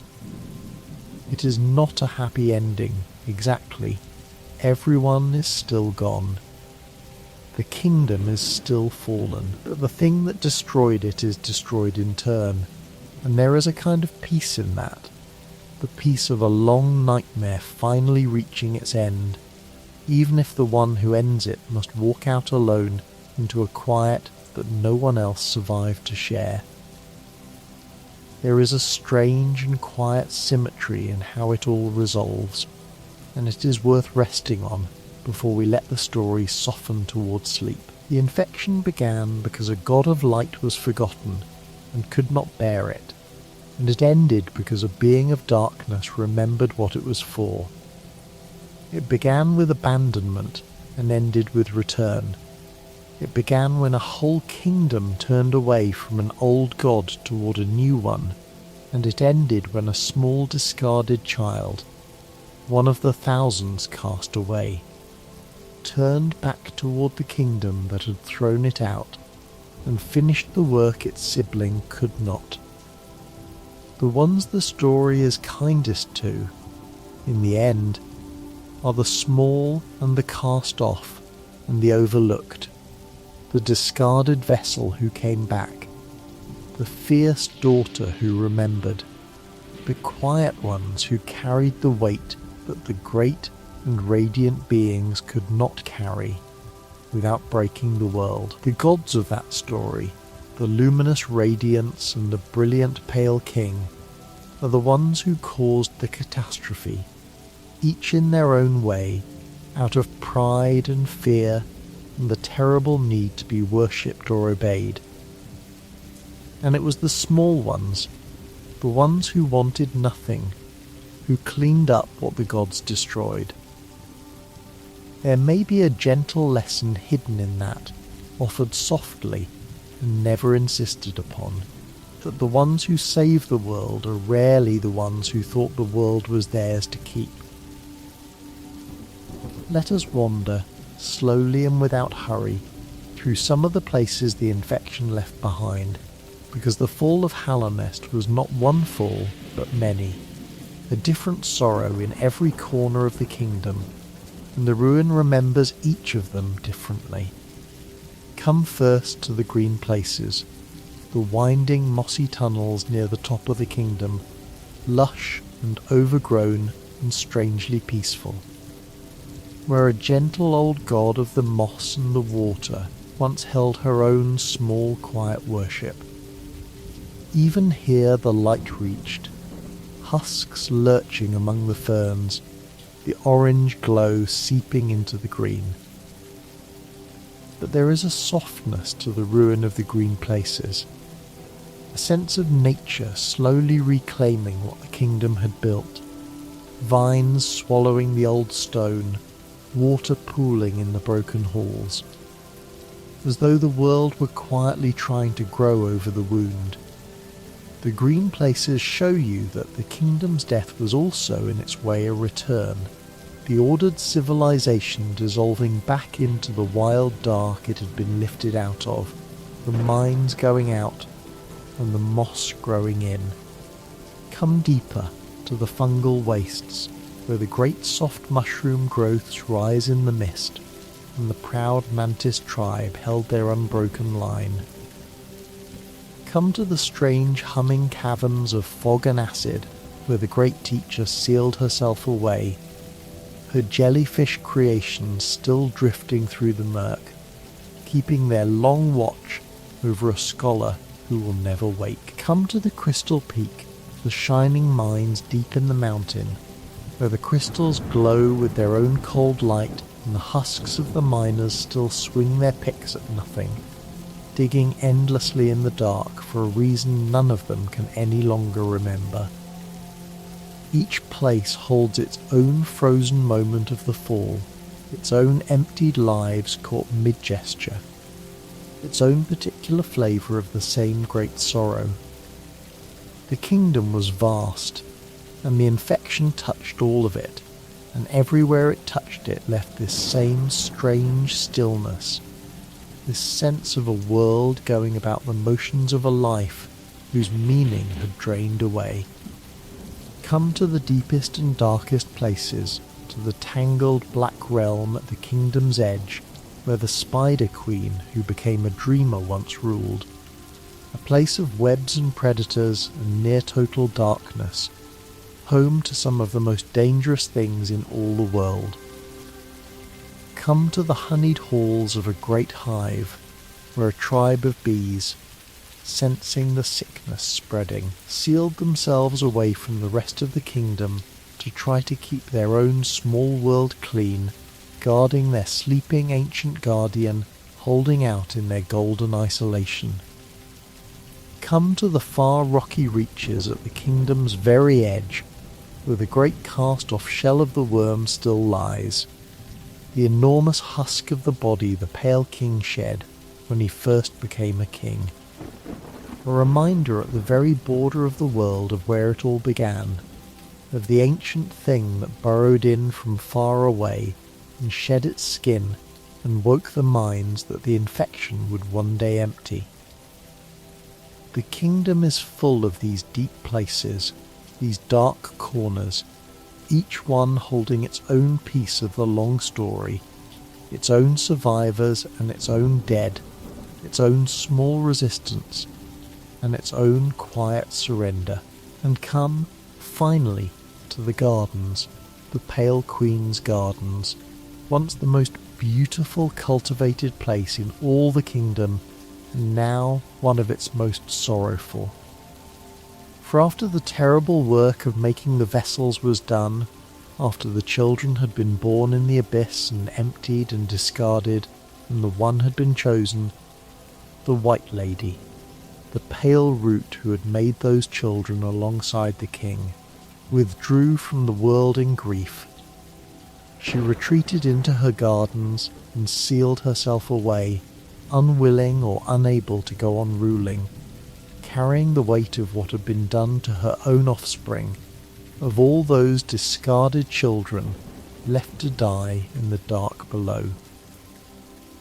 She is still there, long after, deep in the overgrown green, a gentle sorrowing being who wants only to be left alone with what she cannot undo. And around her sanctuary the gardens have gone wild and dangerous, overrun by infected things, guarded by a single fallen knight who died protecting her without her ever knowing.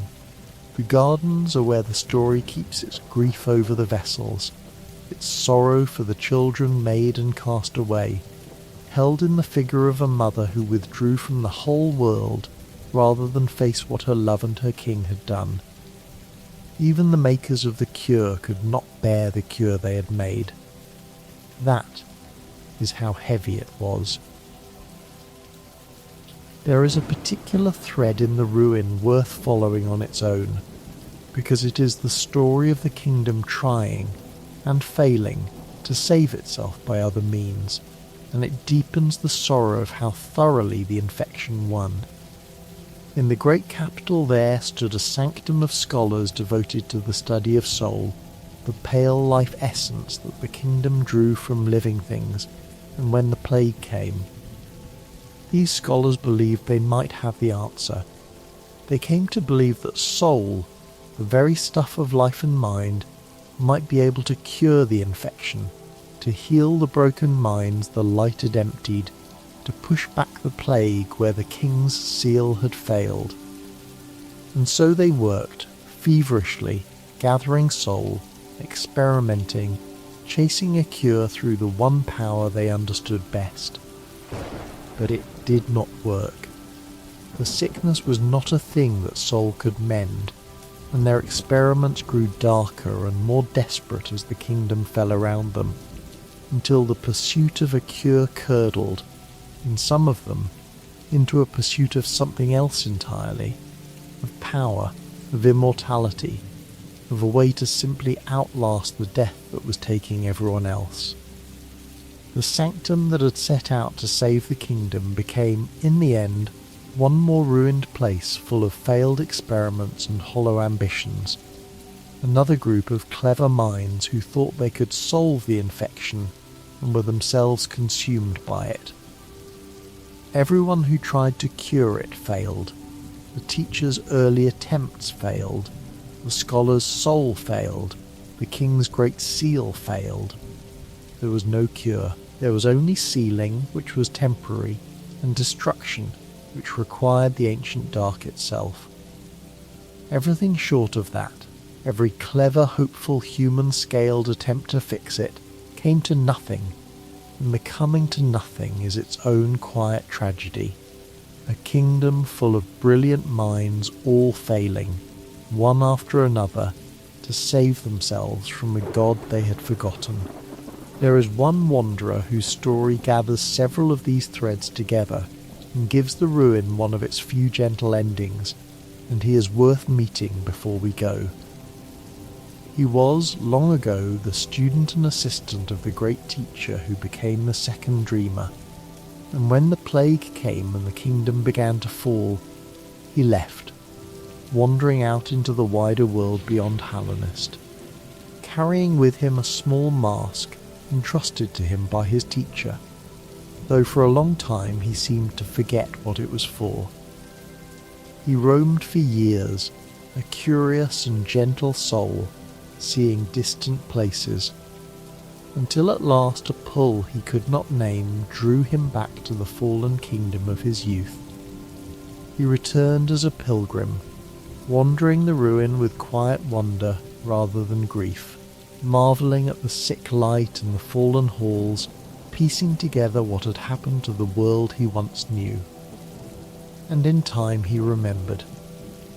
He came to the place where his teacher slept her endless sleep, and he understood at last that the mask he carried was the key to her seal, that she had called him back across all those years to do the one hard thing she needed done, to help end her, to break the seal she had given her waking life to make.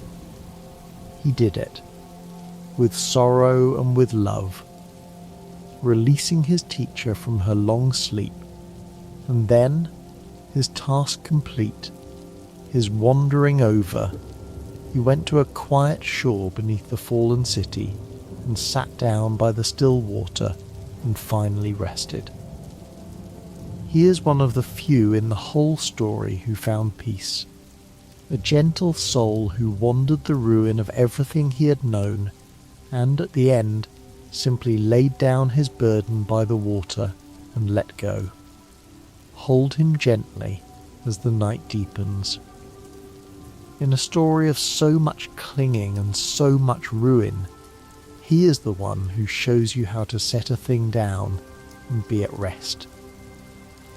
How do we know all this, a wanderer might wonder, if the kingdom fell so completely, if nearly everyone who lived it was emptied or died?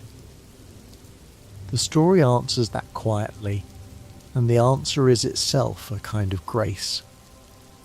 The truth survived in fragments, in the dreams of the dead and the words carved in stone, waiting to be gathered by anyone patient enough to gather them. Scattered through the ruin are old tablets and inscriptions, the kingdom's own record of itself, telling in fragments who they were and what they believed and what befell them. And for a traveller who carries the means to touch the dreams of the fallen, there is more still. For even the dead in that kingdom dream, and their dreams hold echoes of what they were, faint last thoughts lingering in emptied minds, the residue of selves that the light took. To move through the ruin gathering these fragments, a tablet here, a dying dream there, a fading memory in the mind of a husk, is to slowly assemble the whole sorrowful history out of pieces, to reconstruct a fallen kingdom from the scraps of memory it left behind. The story of how the infection destroyed Hallownest is, itself, a thing pieced together from the memories the infection could not quite erase, a history recovered from the very dreams that were the plague's own weapon. There is something fitting in that the truth of a plague of dreams should survive. In the end, in dreams, we should not leave the sealed vessel without sitting, for a while, with what it endured, because the hollow night is perhaps the most quietly tragic figure in the whole long tragedy, and its suffering is the hidden centre around which everything else turns. Imagine it. A child made of darkness, raised in a pale palace by a king it came to love, groomed from its earliest days for a single purpose, to become a prison for a god. It took the radiance into itself, swallowed that raging light down into its own hollow dark, and was chained inside a black egg and left there alone to hold. And it held for a very long time. However many years the kingdom lay in ruin, the Hollow Knight spent them all sealed in the dark, with a god straining inside it, fighting every moment to contain a light that wanted out, that pressed and pressed against the walls of the vessel it was caged in. That was its whole existence. Not a life, a holding. An endless clenched effort to keep a plague sealed inside its own body. Alone, in the dark, forever, for the sake of a kingdom that was already dead and a father who had already vanished. And it was failing, slowly, and it knew. This is the part that aches most. The Hollow Knight was not perfectly hollow, and so the radiance could reach it, could work at the crack that love had made, and over the long years the light began to win. You could see it, on the sealed vessel, when the traveller finally reached it. The orange glow bled through its shell, cracked out from within it, the infection slowly consuming the very body that caged it. The light forcing its way out through the darkness that was supposed to hold it forever. It had been given an impossible task, to be empty when it was not, to hold forever what it could not hold, and it was losing, agonizingly by degrees, the god eating its way out through the floor of a heart that was never supposed to be there. And it could not even cry out. It had been made to have no voice to cry its suffering, and so it suffered in silence, a hollow child failing at an impossible duty. Consumed slowly from within by a god it had swallowed to save a kingdom that would never thank it, and a father who would never return. There are few images in any story sadder than that. The sealed vessel in the dark, glowing with the light of its own failure, holding on out of a love it was never meant to feel, silent to the very end. And when the small traveller finally faced it, that was, in a way, a mercy, though it did not look like one. To defeat the Hollow Knight was to end its long impossible suffering, to release it at last from the endless holding, to take the burden it could no longer carry. Whatever ending the story reaches, the sealed vessel is freed from its torment, whether by another vessel taking its place, or by the god inside it finally being destroyed. And in the truest ending, the one where the void consumes the radiance in the dream, the Hollow Knight is there, in that final confrontation, freed enough to turn at last against the god it carried, to help end her, to be part of its own liberation, the child that was made to be empty, that failed at emptiness because it loved, gets, in the end, to use that failure well, to be present at the unmaking of the thing that used its love as a door. There is a kind of grace in that, hard-won and quiet, the tragic vessel redeemed, not by becoming the empty thing it was meant to be, but by being, in the end, someone who could turn and help and matter. It was never truly hollow.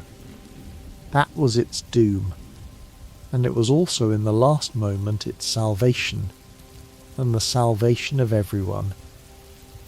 Step back now and look at the whole shape of it, the entire chain of it, because that is where the deepest sorrow and the strange, quiet beauty of this story live. See how every link in the chain was forged by love or fear, or the need to be held in someone's mind, and how each one, meaning well, made the next one worse.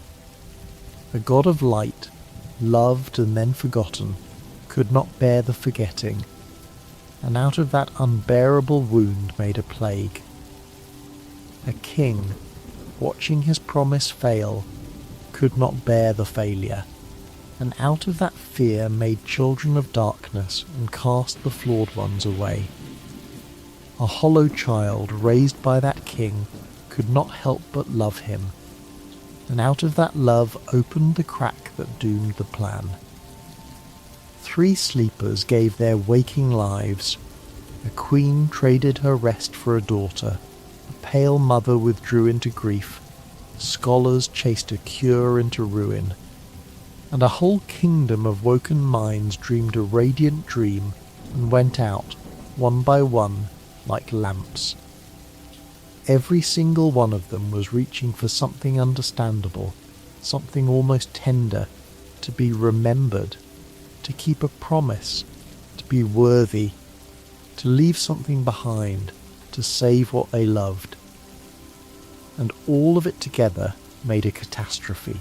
That is the terrible truth the infection reveals about that world, and perhaps not only that world. Sometimes ruin is not made of villainy at all.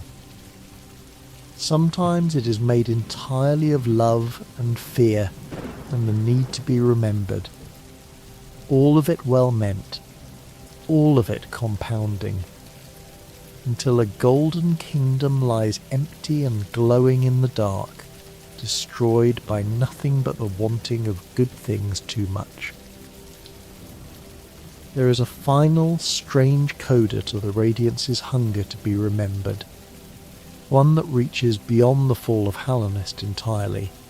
Even after the kingdom lay in ruin, the lingering power of the Pale King still hummed faintly through the fallen land, and that faint divine echo drew visitors from far away, a distant tribe who had been abandoned by their own gods and who wandered the world seeking new ones to revere.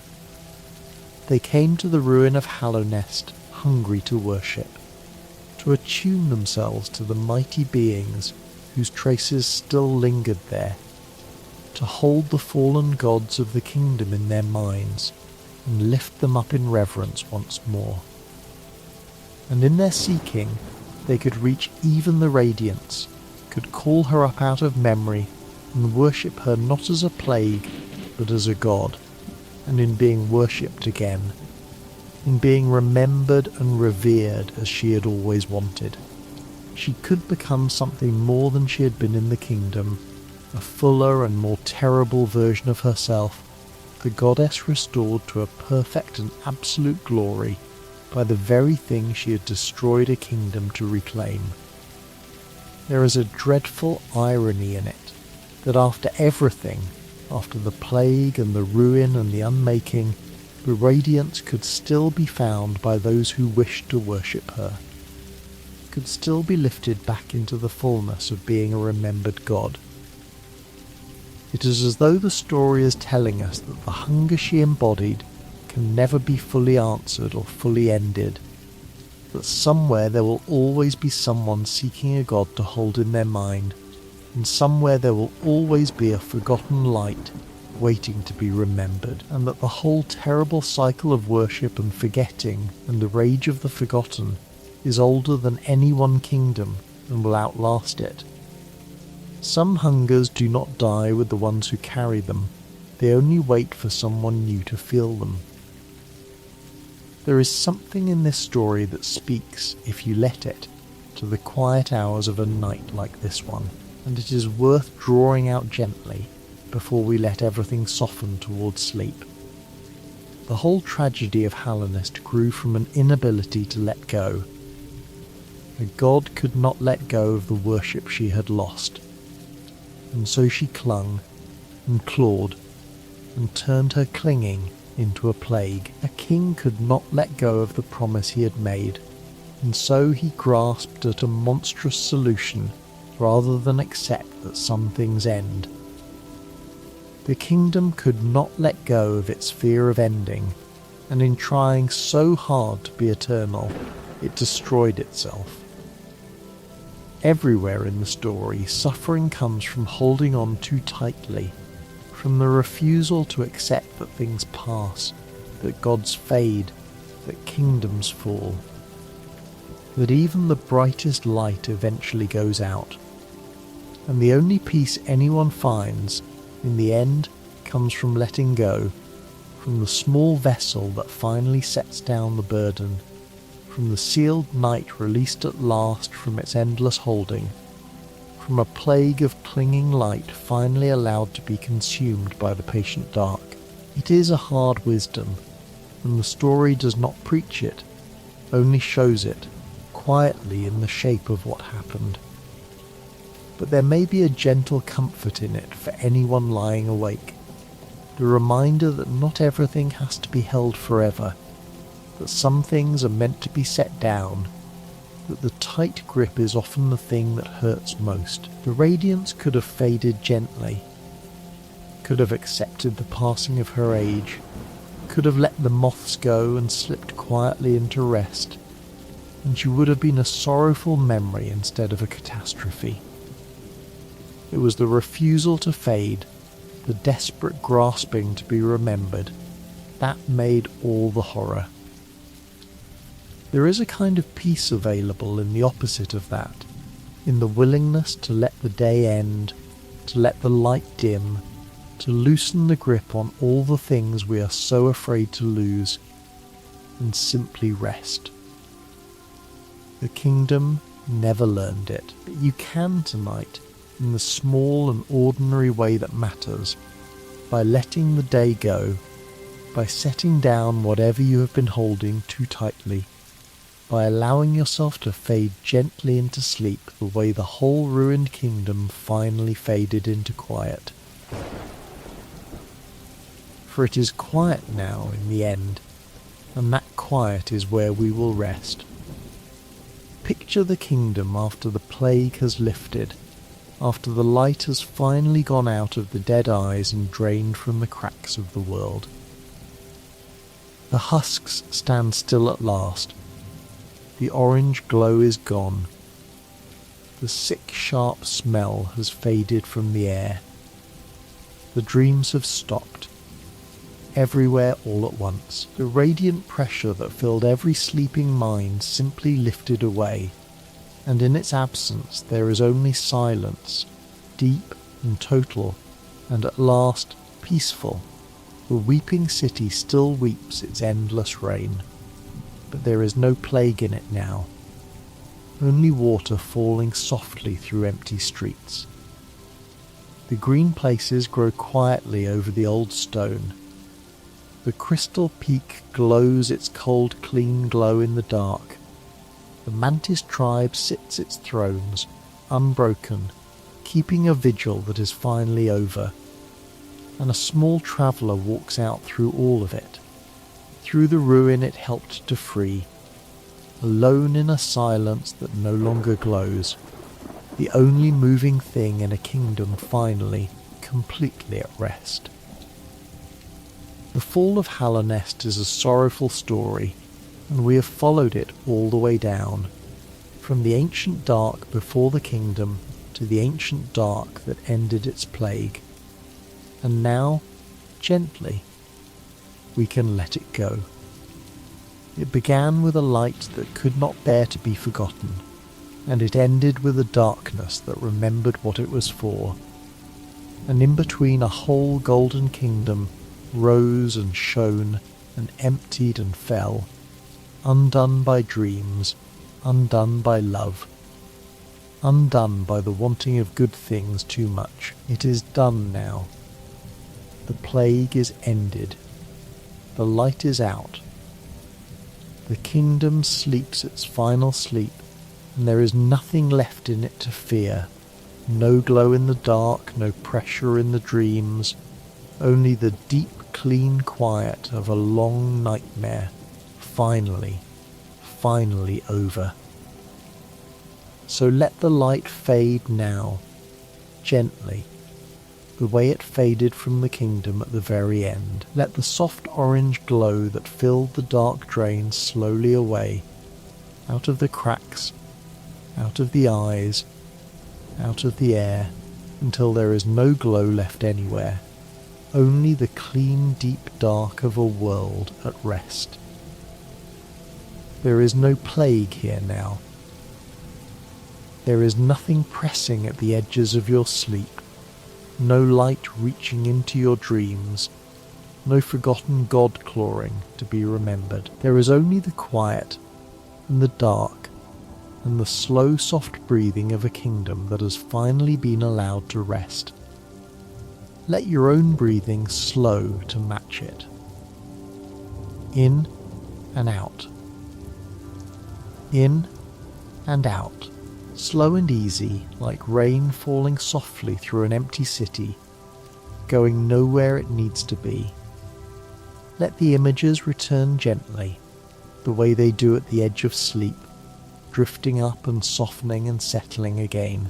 A small town at the top of the world, quiet under a grey sky, the wind moving softly over the stones. A weeping city far below, its endless rain falling clean now through empty streets. No plague in the water anymore, only the soft grey patter of it on the old pale stone. A black egg in a quiet temple, its long terrible work finally done. A statue of a forgotten god at the top of the kingdom, looking down over a ruin that is at last at peace. The green places growing slowly over the old halls, the crystal deeps glowing their cold clean glow in the dark. Let the dreams stop, the way they stopped for the whole kingdom when the light was finally consumed. No radiant glow in your sleep tonight. No pressure, no reaching, no god of light demanding to be remembered. Only your own quiet mind, your own gentle dark, your own dreams, soft and dim and entirely your own, belonging to no one but you. The plague of dreams is over. The country of sleep is safe again, safe and dark and quiet, a place to rest and nothing more. You can go there now, gently, without fear, the way the kingdom's people never could, into a sleep with no light in it at all. Think, one last soft time, of the small ones the story loved. A discarded child who climbed out of the dark and came back. Small and silent and brave, and finished what the gods could not. The fierce daughter who remembered when everyone else forgot, carrying the kingdom's whole heart quietly through the ruin. The hollow knight who was never truly hollow, who loved when it was not supposed to love, and who was in the end redeemed by the very heart that doomed it. The small ones, the overlooked ones, the ones who wanted nothing and saved everything. Let them be the ones you carry into sleep, these quiet small figures moving through the dark, doing the gentle necessary work that the great and radiant beings were too proud and too frightened to do. The kingdom is at rest now. The light is out. The dreams have stopped. The rain falls soft and clean through the weeping city, and the green grows over the old stone, and the small traveller walks quietly through a ruin that no longer glows, alone in a silence that is finally, truly peaceful. There is nothing left to fear down there. There is nothing left to fight. The long nightmare is over, and all that remains is the quiet and the dark and the deep clean rest of a world that has finally been allowed to sleep. You can rest now too. You can set down whatever you were holding. The way the hollow night finally set down its burden, the way the whole kingdom finally set down its long struggle and went quiet. There is nothing you need to hold on to tonight. There is nothing you need to remember, nothing you need to guard, nothing you need to fear in the dark. The light is out. The dreams are gentle. The quiet is deep and kind and entirely safe. Let yourself fade into it, softly, the way the day fades into night, the way the light faded from the kingdom, the way everything, in the end, is allowed to rest. The orange glow is gone. The rain falls soft. The town is quiet on the surface of the world, and far below, the kingdom sleeps its final peaceful sleep. There is no plague in the dark anymore, no light in the dreams, no God clawing to be remembered. There is only the quiet, holding you gently, and the slow, soft breathing of a world at rest, and the deep, kind dark where nothing is asked of you at all.